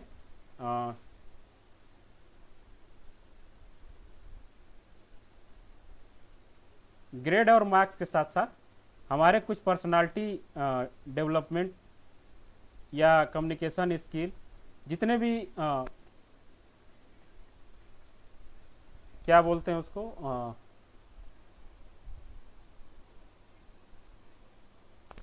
पढ़ाई के अलावा भी बहुत सारी चीज़ें होती हैं जिसको ग्रेड एस नो टाइप में या A B C D type में, यानी कि जो चीज़ यहाँ मैंने बताया था इनडायरेक्ट ग्रेडिंग में, इसमें पार्टिसिपेशन, बिहेवियर, सब्जेक्टिव जजमेंट वगैरह जो होता है, इसको भी अगर इवेलुएट कर रिलेट कर दिया जाता है तो उसे हम लोग इनडायरेक्ट में भी रिलेटिव ग्रेडिंग बोलते हैं। ओके,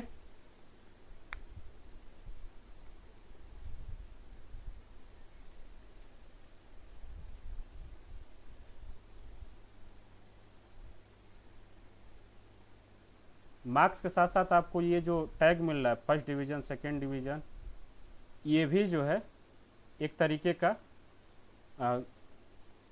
इनडायरेक्ट ग्रेडिंग ही है। जैसे कि मान लीजिए कि इनडायरेक्ट का मतलब है कि आप अपना नंबर भी किसी को बता दें और पूरी तरीके से ना बताएं। तो सबसे पहले जब हम लोगों से कोई पूछता था कि कितने नंबर था, तो अक्सर हम लोग बताते थे कि फर्स्ट डिवीज़न पास हुए हैं। तो इसमें क्या है कि आप अपना ग्रेड तो बता दिए, लेकिन इनडायरेक्ट रूप से बताए। आपको ग्रेड भी मिल गया, फर्स्ट डिवीज़न, आपका मार्क्स जो है आप ही को पता होगा, और ग्रेड के हिसाब से आपको फर्स्ट डिवीज़न अगर मिल रहा है तो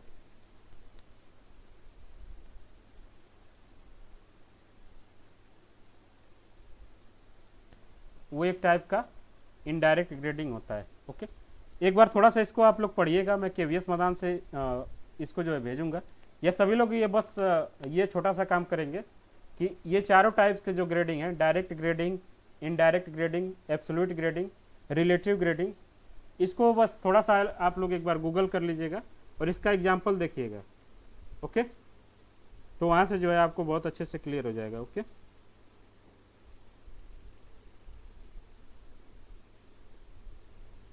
ओके, अब हम लोग आगे बढ़ते हैं और देखते हैं कि various platforms of teaching and learning. इसमें हम लोग सबसे पहले ऑनलाइन प्लेटफॉर्म ऑफ टीचिंग देखेंगे, उसके एडवांटेज को देखेंगे, डिसएडवांटेज को देखेंगे। डिसएडवांटेज से थोड़ा सा याद आया कि जो नोट्स आपको भेजा गया है उसमें एक छोटी सी मिस्टेक्स है, आप लोग थोड़ा ध्यान दीजिएगा कि डिसएडवांटेज वाले सेक्शन में भी मैं इसको सही करके भेज दूंगा। एडवांटेज जो है गलती से मिस्टेक कर दिया गया, गलती से टाइप कर दिया गया है टीम के द्वारा, तो उसको आप लोग जो मैं अभी रिसेंटली नोट्स भेजूंगा उसको डिलीट करके आप लोग इसे डाउनलोड कर लीजिएगा। Okay,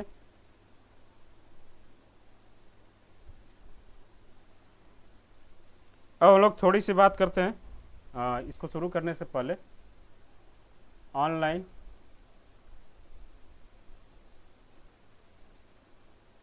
offline advantage disadvantage. Okay,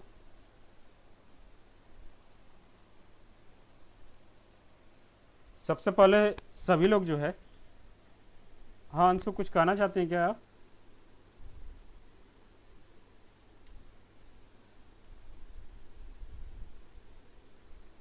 okay, आपने हैंड रेज कर रखा है तो मुझे लगा कुछ बोलना चाहते। ऑनलाइन एजुकेशन का जो है, इससे क्वेश्चन एडवांटेज और डिसएडवांटेज से बहुत पूछे गए हैं, इसलिए थोड़ा सा हम लोग इस पर बात करते हैं। बताइए कि ऑनलाइन एजुकेशन का एडवांटेज क्या है। एक एक व्यक्ति जो है एक एडवांटेज और एक डिसएडवांटेज जो है वो बताएगा। सबसे पहले बताएंगे सोनाली, एक एडवांटेज बताइए और एक डिसएडवांटेज बताइए ऑनलाइन एजुकेशन का। सभी लोग सोच के रखेंगे अपना अपना।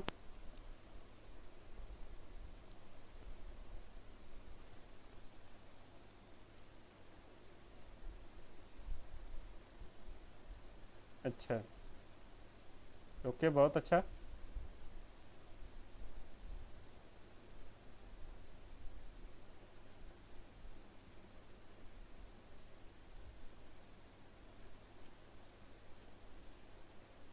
ओके, प्राची आप बताइए।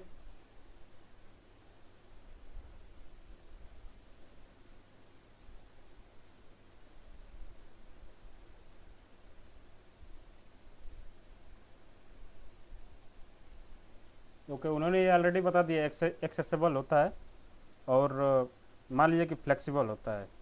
और डिसएडवांटेज बताइए। डिसिप्लिन की कमी होती है। स्वदेश आप बताइए। स्वदेश हैं।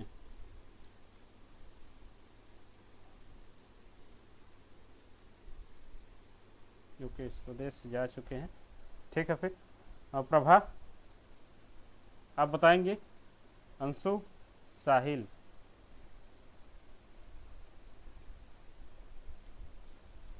ओके, हम लोग जल्दी से देख लेते हैं। ऑनलाइन प्लेटफॉर्म्स का मतलब ये होता है, ये लोग सभी लोग जानते हैं, इसको बताने की ज़रूरत है नहीं। सबसे बड़ा एडवांटेज है एक्सेसिबिलिटी, सभी लोग बहुत आसानी से एक्सेस कर सकते हैं इसको। फ्लेक्सिबिलिटी, आपके हिसाब से जब मन करे तब इसको देखिए, वीडियो रिकॉर्डिंग है, और जब मन करे आपको तब देखिए। कॉस्ट इफेक्टिवनेस, ऑनलाइन एजुकेशन का कॉस्ट जो है वो बहुत कम रखा जाता है। डाइवर्स लर्निंग रिसोर्सेज, ये इसका एडवांटेज है कि online teaching platforms offer a wide range of multimedia resources including videos, simulation, interactive modules, digital library.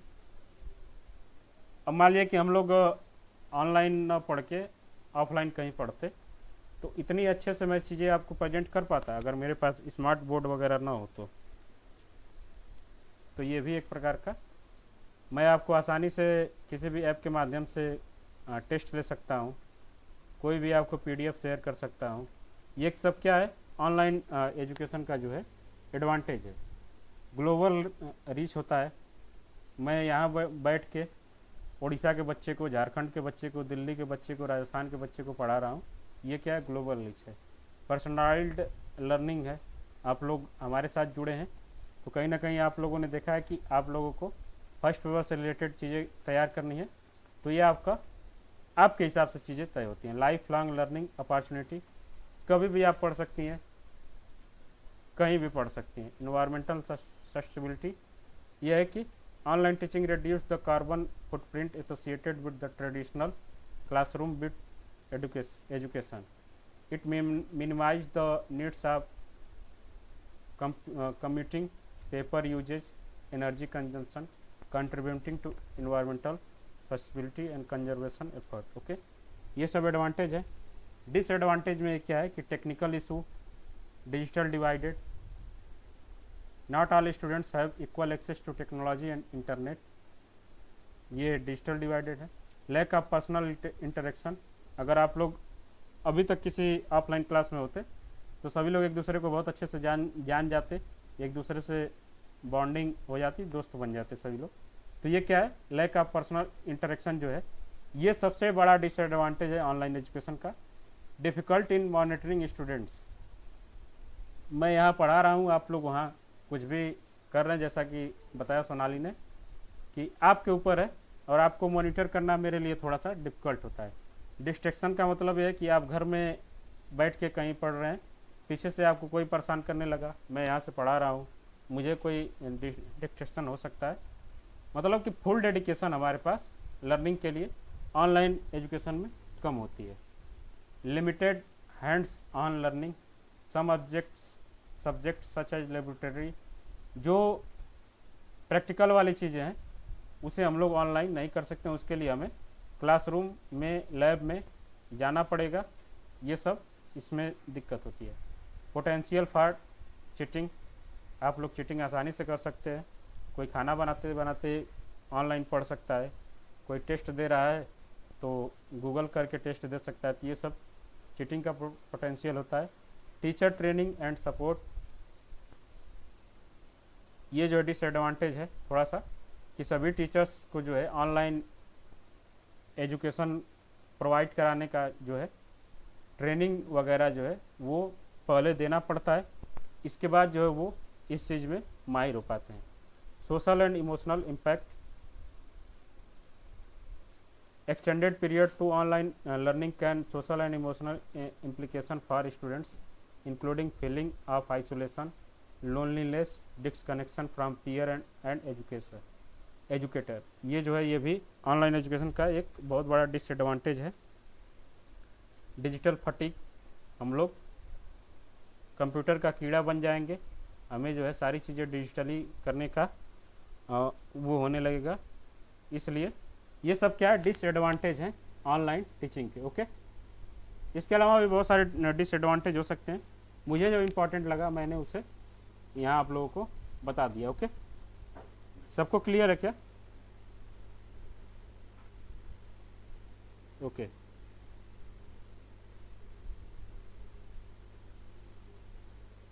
अब हम लोग देखते हैं ऑनलाइन एजुकेशन का एक जो बहुत बढ़िया फॉर्मेट होता है जिसे हम लोग मुक्स बोलते हैं, मासेसिव ओपन ऑनलाइन कोर्सेज। मतलब कि ऐसा कोई ऑनलाइन ओपन कोर्स जिसमें एक साथ जो है बहुत सारे लोगों को इंक्लूड कर दिया जाए तो इसको हम लोग मुक्स बोलते हैं। ओके,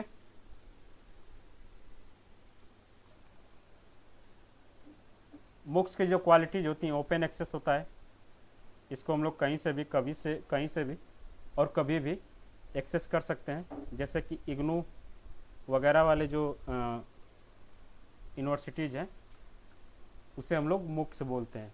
मासेसिव स्केल का मतलब है कि एक साथ जो है बहुत बड़े पैमाने पे बहुत लार्जर अमाउंट में बच्चों को पढ़ाया जा सकता है। डाइवर्स कंटेंट मतलब कि जो मुक्स प्लेटफॉर्म होते हैं उसमें बहुत ज़्यादा डाइवर्स कोर्सेज चलाए जाते हैं। अगर हम लोग इग्नू के कभी वेबसाइट पे आप लोग जाइए तो उसमें शायद ऐसे कोई ऐसा कोर्स बचा होगा जो उस पर नहीं चलता होगा। इसके अलावा बहुत सारे ऐसे कोर्सेज हैं जो किसी यूनिवर्सिटीज़ में नहीं चलते हैं, वो सब भी इग्नू वाले मुक्स पे वो चलाए जाते हैं। फ्लेक्सिबल लर्निंग एक्सपीरियंसेस, फ्लेक्सिबल आसानी से होता है, इसमें आपको क्लासेज जो है वो नहीं जाना पड़ता है। ओके, इंटरेक्टिव लर्निंग होती है, आपको वीडियो क्लासेज वीडियो रिकॉर्डिंग वगैरह दे दिया जाता है। तो उसमें क्या होता है, quizzes, assignment, discussion forum, peer to peer collaboration to enhance engagement and interaction among the participants। Quality instruction, जो मुक्स में टीचर्स होते हैं वो बहुत ज़्यादा अच्छे होते हैं, क्योंकि एक टीचर को जो है बहुत सारे बच्चों को पढ़ाना होता है तो आसानी से बहुत अच्छे क्वालिटी के टीचर को हायर किया जा सकता है। तो इसमें जो क्वालिटी इंस्ट्रक्शन मिलती है। Credential option, while many MOOCs offer certificates or completion baggage, some also provide opportunity for learner to earn academic credit, professional certification। इस टाइप की चीज़ें जो होती हैं मुक्स में देखने को मिलती हैं। डाटा एनालिटिक्स एंड पर्सनलाइजेशन, एक व्यक्ति को कैसा कोर्स करना है, ये सब सारी चीज़ें भी मुक्स में आसानी से किया जा सकता है। तो ये जो है मुक्स की कुछ क्वालिटी थी। मुक्स के बारे में थोड़ा सा हम लोगों को आप लोग एक बार जो है कि व्यस्त मैदान से थोड़ा सा पढ़िएगा कि मुक्स क्या होता है। मुक्स का मतलब होता है कि जितने भी ऐसे कोई ऑनलाइन प्लेटफॉर्म है जिसमें एक साथ बहुत सारे लोगों को एजुकेट किया जा रहा है, उसे हम लोग मुक्स बोलेंगे। इसका फुल फॉर्म अक्सर पूछा जाता है मुक्स, और भारत में जितने टाइप्स के मुक्स हैं उससे पूछा जाता है, जैसे कि IGNOU, Shikshak for e content, CBSE Shiksha for 11th and 12th standards, Vidya Vahini for rural school IT integration, education and research network, EduSet for educational by satellite. तो ये जितने टाइप्स के यहाँ दिए गए हैं मुक्स, इसी को आगे बहुत डिटेल से लिखा गया है।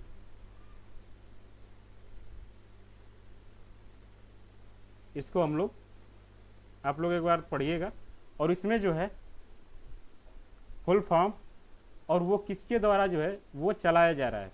जैसे कि इग्नू है तो इग्नू को रन कराने वाली कौन कौन सी संस्था जो वो इन्वॉल्व है, इस पे थोड़ा सा हम लोगों को देखना होगा। जैसे कि बात करें इग्नू को जो है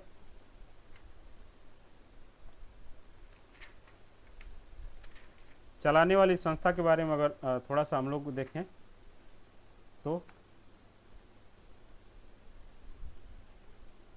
IGNOU host a digital repository containing a vast collection of educational resources including e-books, lecture, research paper and other material accessible to students, educators and researchers।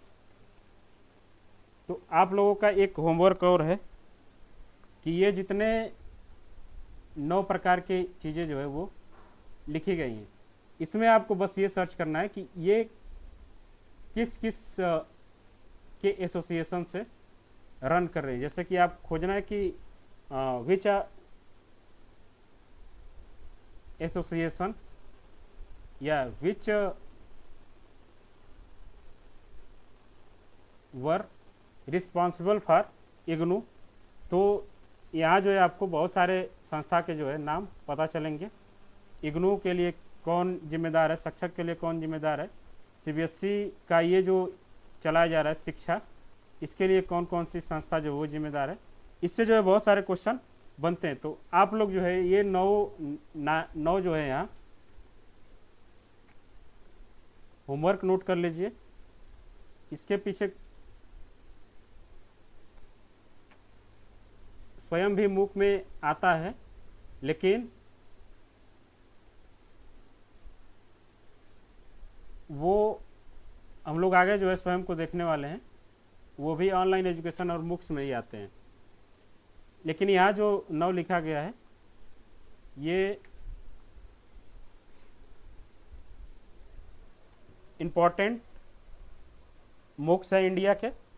स्वयं क्या है कि वो गवर्नमेंट की एक स्कीम है, और वो जो है गवर्नमेंट के द्वारा संचालित की जाती है, और उससे जो है किस टाइप के क्वेश्चन पूछे जाते हैं स्वयं भी हम लोग आगे देखने वाले हैं। इसके आगे स्वयं है, उसके बाद स्वयं प्रभा है।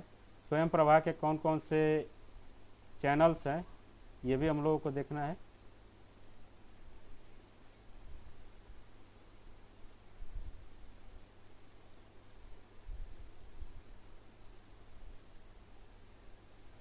ओके, मुक्स का मतलब यही होता है कि कोई भी ऐसा ऑनलाइन प्रोग्राम हो, वो गवर्नमेंट हो सकता है, नॉन गवर्नमेंट हो सकता है, जिसमें एक बड़े पैमाने पे लोग जुड़ के पढ़ाई करते हैं, और वो ऑनलाइन प्लेटफॉर्म होना चाहिए, ओपन क्लास प्लेटफॉर्म होना चाहिए। इसमें स्वयं आता है, स्वयं के अंदर स्वयं प्रभा आता है।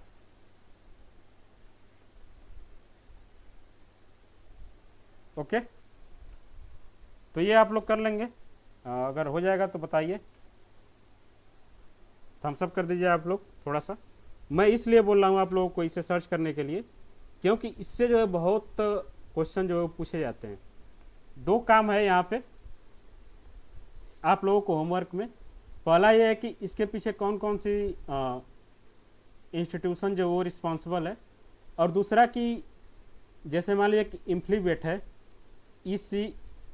CEC है, ERNET है, इस तरीके के जितने भी आपको मिलेंगे, UGC है, उसके फुल फॉर्म भी आप लोग साथ ही साथ लिख लेंगे, और उसे जो है हमें फ़ोटो क्लिक करके सेंड करेंगे सभी लोग। सोनाली, प्राची, प्रभा, अंशु, जितने भी आपको वर्ड्स मिलेंगे जिसके फुल फॉर्म हो सकते हैं, वो आप लोग हमें भेजेंगे। जैसे कि मैंने आपको बताया CBSE का भी फुल फॉर्म होता है, इग्नू का भी फुल फॉर्म होता है, ERNET का यहाँ दिया ही हुआ है, CEC है, UGC है, इम्फ्लीबिट है, इस तरीके के बहुत सारे होते हैं जिसके फुल फॉर्म भी पूछे जाते हैं। ओके, तो ये आप एक छोटा सा काम आप लोग करेंगे। इसके बाद हम लोग बात कर लेते हैं स्वयं पे। तो स्वयं जो है, जैसा कि मैंने बताया, इसका फुल फॉर्म है study wave of active learning for young expiring minds. तो इससे जो है बहुत बार क्वेश्चन जो पूछा गया है कि which of the full form is correct of स्वयं। तो इसको भी हम लोग को याद रखना पड़ेगा। स्वयं का जो है फुल फॉर्म क्या है? Study wave active learning of young expiring minds. इसके बाद ये गवर्नमेंट ऑफ इंडिया के द्वारा जो चलाई जाती है, इसका जो लॉन्च किया गया था वो 9 जुलाई 2017 ईस्वी को किया गया था। किस मिनिस्ट्री के द्वारा किया गया था? Ministry of human resources and development, MHRD के द्वारा इसको बनाया गया था। इसके अलावा इसको जो है मिनिस्ट्री ऑफ एजुकेशन के नाम से भी जानते हैं। ओके, इसके बाद प्लेटफॉर्म क्या है? Swayam operates as a online platform that host courses across various disciplines and educational level including education, undergraduate and postgraduate professional courses. कैसे आपको सर्च करना है, मैं एक बार आपको दिखा देता हूँ कि कैसे सर्च करना है। हम लोग जो है गूगल खोल लेंगे, यहाँ से जो है यहाँ हम लोग स्वयं इंटर कर देंगे। हम लोग स्वयं के पोर्टल पे चले जाएंगे और यहाँ से क्या क्या चीज़ें हमें नोट करने लायक हैं आप लोगों को सबसे पहले दिखेगा कि स्वयं का एक जो है वो है, यहाँ देखने को मिला है शिक्षित भारत उन्नत भारत। तो ये भी क्वेश्चन पूछा जाता है कि विच इज द क्या बोलते हैं कि लोगो, हाँ tag line, thank you Anshu, which of the tag, what is the tag line of स्वयं, तो यहाँ है शिक्षित भारत उन्नत भारत। ओके, ये हम लोग थोड़ा सा देख लेंगे। इसके बाद यहाँ लिखा हुआ कि एन, आप लोगों को दिखाई दे रहा है, ऊपर हम लोग देखेंगे लिखा हुआ है कि an initiative of by ministry of education government of India, ये हम लोगों को ध्यान रखना है। इसके बाद नेशनल कोऑर्डिनेटर में थोड़ा सा हम लोग जाएंगे और यहाँ हम लोग देखेंगे कि बहुत सारे यहाँ हम लोगों को संस्थाएं दिख रही हैं, जैसे कि AICTE, CEC, IGNOU, IIMB, NCERT, NIOS, NITTR, NPTEL, UGC। तो इन सारे चीज़ों को हम लोग एक एक बार ओपन कर लेंगे और बस क्या करना है कि इसके बारे में एक थोड़ा सा हम लोग ब्रीफ जानकारी जो वो ले लेंगे, कब इसकी स्थापना जो वो हुई थी और इसका फुल फॉर्म क्या है। ओके, इसमें जो है 4, 4, 8 और 1, 9 संस्थाएं जो इसमें जो है इंक्लूड हैं, उसको हम लोग को बारी बारी खोल के देख लेंगे। इसके बाद एक बार फिर पीछे आ जाएंगे और अबाउट स्वयं जब करेंगे तो फिर से हम लोग देखेंगे कितनी संस्थाएं जो वहाँ पे हम लोग लिए हैं उसी का यहाँ फुल फॉर्म दिया हुआ है, तो इसको हम लोग नोट कर लेंगे। ओके,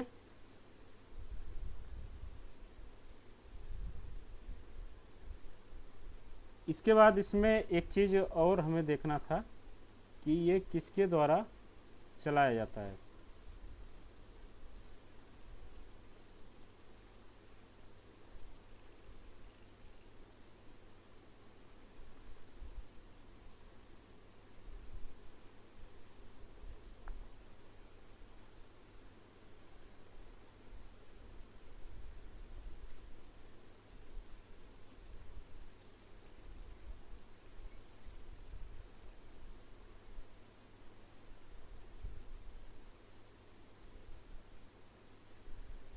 हम लोग बस क्या करेंगे, इतनी चीज़ें जो मैंने आपको बताई वही बस करना है। ओके, और एक चीज़ जो थोड़ी सी हमें सर्च करनी है कि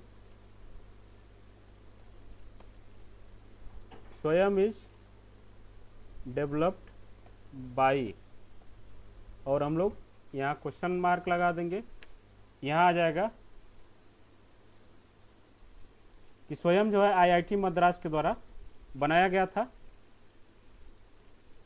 ये जो हम लोग उसके अबाउट में पढ़ेंगे तो सारी चीज़ें हम लोग को मिल जाएगी, जैसे कि 9 जुलाई, अगर हम लोग देख रहे हैं 9 जुलाई 2017 ईस्वी को प्रणब मुखर्जी के द्वारा इसको लॉन्च किया गया था।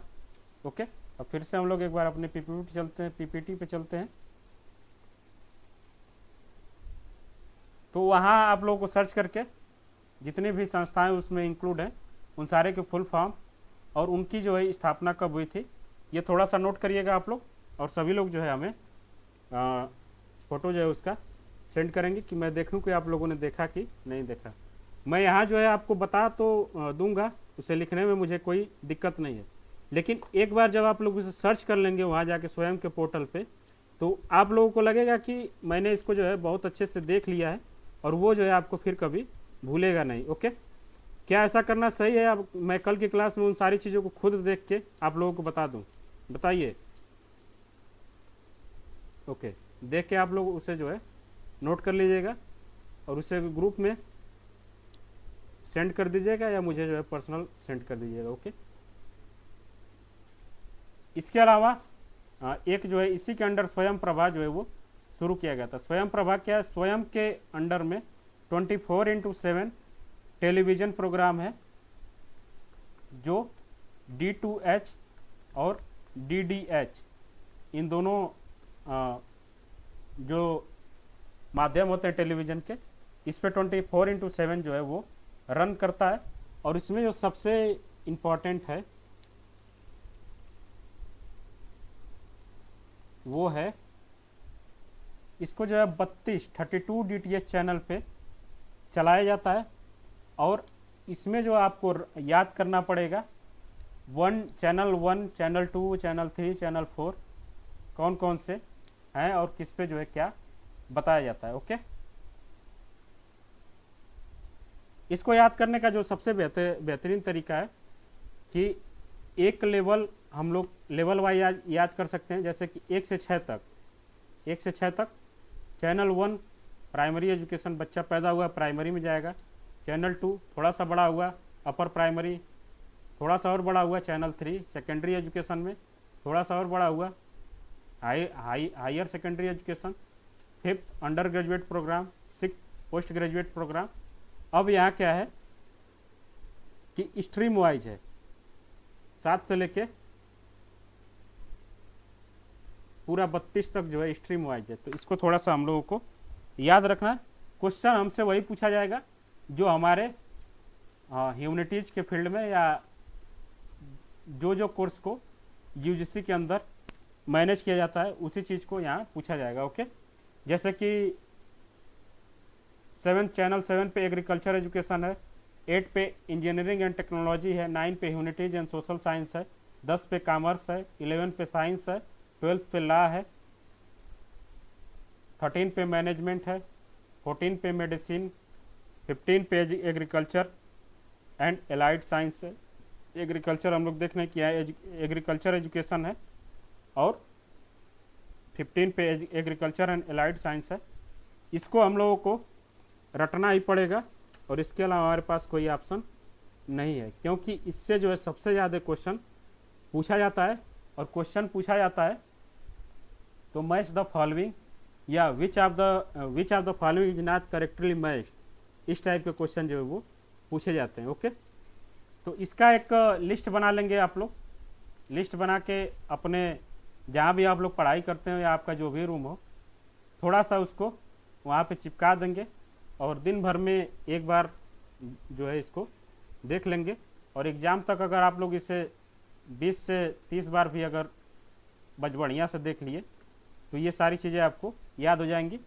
अगर आधा भी याद हो जाता है तो मान लीजिए कि 2 मैच द फॉलोइंग आप मैच कर लिए तो उससे जो क्वेश्चन सॉल्व हो जाता है। इसको पूरा हम लोगों को रटना ही पड़ेगा 32 चैनल्स को। ओके,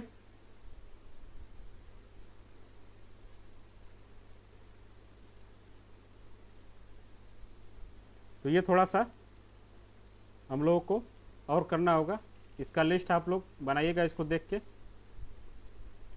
इसके अलावा बहुत सारे teaching supportive apps and websites हैं जिससे जो क्वेश्चन अभी हाल में करंट बेस्ड क्वेश्चन जो वो पूछे जा रहे हैं।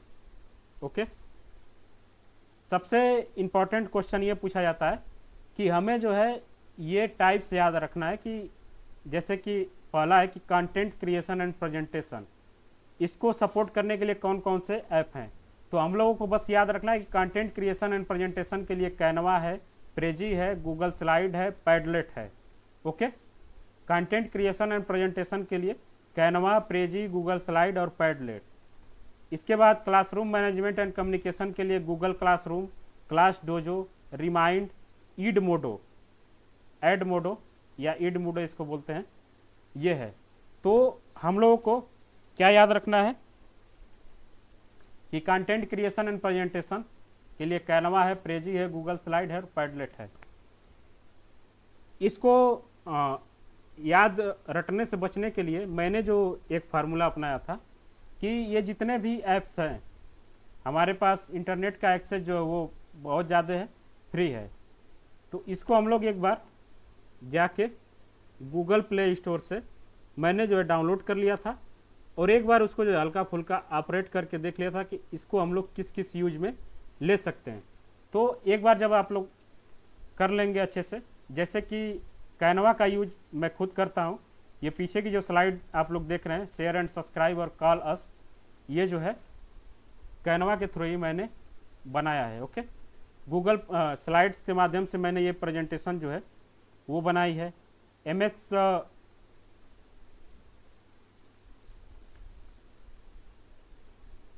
MS पावर पॉइंट जो है उसके थ्रू हम लोग चीज़ों को प्रेजेंट करते हैं, कंटेंट क्रिएशन के लिए वो करते हैं। पैडलेट जो है वो हम लोगों को कंटेंट क्रिएशन में सपोर्ट करता है। तो इसको हम लोग क्या करेंगे, एक एक बार जो है प्ले स्टोर से जो है डाउनलोड कर लेंगे, और डाउनलोड करने के बाद थोड़ा सा देख लेंगे कि कौन कौन से इसको हम लोग किस किस काम में लाते हैं। जैसे कि बहुत सारा इसमें से ऐसा होगा जिसे हम लोग जानते होंगे, जैसे गूगल स्लाइड के बारे में हम लोग जानते थे, कैनवा के बारे में मैं जानता था, आप लोग शायद न जानते हो। प्रेजी एक बार डाउनलोड कर लेंगे हम लोग, और पैडलेट जो है वो डाउनलोड कर लेंगे, और इसे थोड़ा सा देख लेंगे कि किस किस काम में हम लोग इसको ला सकते हैं। उसी तरीके से क्लासरूम मैनेजमेंट के लिए गूगल क्लासरूम का यूज हम लोगों ने यूजी पीजी में ज़रूर किया होगा, जहां हम लोग को असाइनमेंट मिलते हैं, असाइनमेंट अपलोड करने के लिए दिया जाता है। क्लास डोजो है, रिमाइंड है, ईड मोडो है, ये होते हैं। कोलैबोरेशन एंड ग्रुप वर्क के लिए एक साथ कई लोग जो है ग्रुप वर्क अगर कोलैबोरेट करके कोई चीज़ करते हैं, उसके लिए गूगल वर्कशॉप है, माइक्रोसॉफ्ट टीम है, ट्रेलो है, स्लैक है, ये जो होते हैं कोलैबोरेशन एंड ग्रुप वर्क के लिए होते हैं। इसके अलावा content curation and resource sharing, जिससे कि सारी चीज़ें हम लोग शेयर करते हैं। तो पिंटरेस्ट ये एक बहुत ही बेहतरीन वेबसाइट है, जिस पे आपको बहुत सारे कंटेंट, बहुत सारे फोटोज़, बहुत सारे ऐसे चीज़ें मिल जाती हैं जिस पे आप लोग कोई भी जाके अपनी चीज़ें शेयर कर सकता है और वहाँ से डिस्कवर कर सकता है। ओके, डीगो है, फ्लिपबोर्ड है, तो ये क्या है, कंटेंट क्यूरेशन और रिसर्च शेयरिंग के लिए इसको यूज किया जाता है। इसके अलावा प्रोफेशनल डेवलपमेंट के लिए लिंक्डइन है, कोर्सेरा है, इडोपिया है। लिंक्डइन लर्निंग जो है वो लिंक्डइन दो टाइप्स का होता है। एक लिंक्डइन जो होता है उसमें लोगों को जॉब जो है वो दिलाने का जो है काम करता है। एक लिंक्डइन लर्निंग जो होती है उसमें एक्सेस है vast library of courses, tutorials covering various topics related to teaching, technology and professional development. Coursera के बारे में हम लोगों ने बहुत सारी सुना होगा। Enrol in online courses offered by universities and institution world wide, enhance teaching skill and subject knowledge. Edutopia जो है, इडोटोपिया जो है, explore articles, videos, resources and best practice in education classroom strategy. इसके अलावा इंटरेक्टिव वाइट बोर्ड टूल्स जो है, Jamboard, Miro, explain everything, ये जो होते हैं इंटरेक्टिव वाइट बोर्ड टूल्स के थ्रू लिए यूज किए जाते हैं।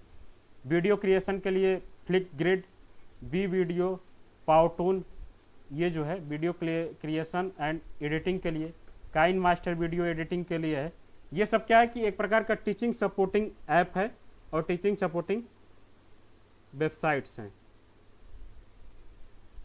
ओके, वर्चुअल लैब सिमुलेशन के लिए PHET इंटरेक्टिव सिमुलेशन, इससे जो क्वेश्चन इसी बार जो है पूछा गया था। लैबस्टर, एक्सप्लोर लर्निंग, जीमोज, ये है। इसके अलावा लैंग्वेज लर्निंग है, डुओलिंगो है, रोसेटा स्टोन है, मेमोराइज है।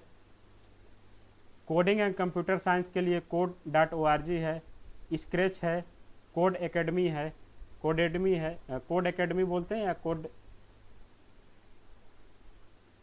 कोडेमी बोलते हैं। इसके अलावा स्पेशल एजुकेशन एंड डिफ्रेंसिएशन के लिए रीड एंड राइट है, बोर्ड मार्कर है, बुक शेयर है। स्टीम एजुकेशन के लिए टिंकरकैड है, नासा स्टीम इंगेजमेंट है, नेशनल जियोग्राफी एजुकेशनल ये है। तो ये कुछ टाइप्स हैं जिसके ऐप्स और वेबसाइट्स को हमें देखना है। और अभी फ़िलहाल जो सबसे ज़्यादा क्वेश्चन बनाए जा रहे हैं वो या तो आज की क्लास में हम लोगों ने जो जो चीज़ें पढ़ी हैं उससे क्वेश्चन अधिक से अधिक बनाए जा रहे हैं। इवैल्यूएशन सिस्टम हो सकता है, ये ऐप्स एंड वेबसाइट्स हो सकते हैं, इसके अलावा ये ग्रेडिंग हो सकता है।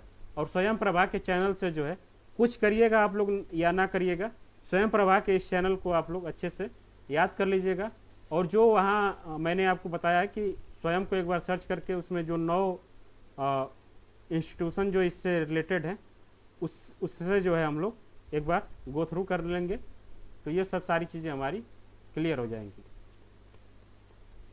और एक चीज़ कि ये जितने भी टाइप्स जो है वो बताए गए हैं, ये इसमें ऐसा नहीं है कि बस 3 या 4 इस टाइप्स के हो सकते हैं।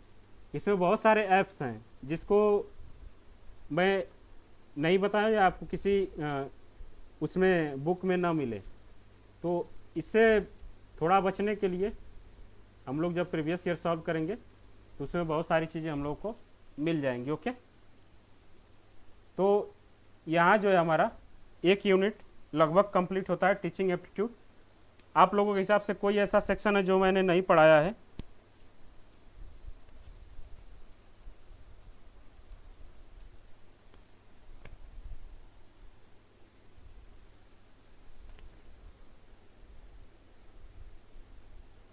कौन से टाइप्स प्राची?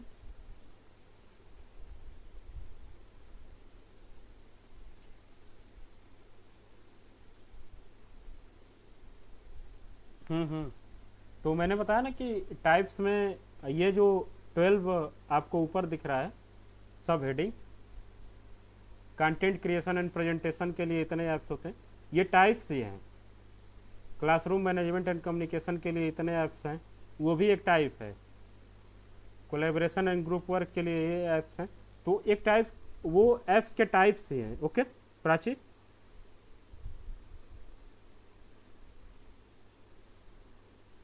ओके। तो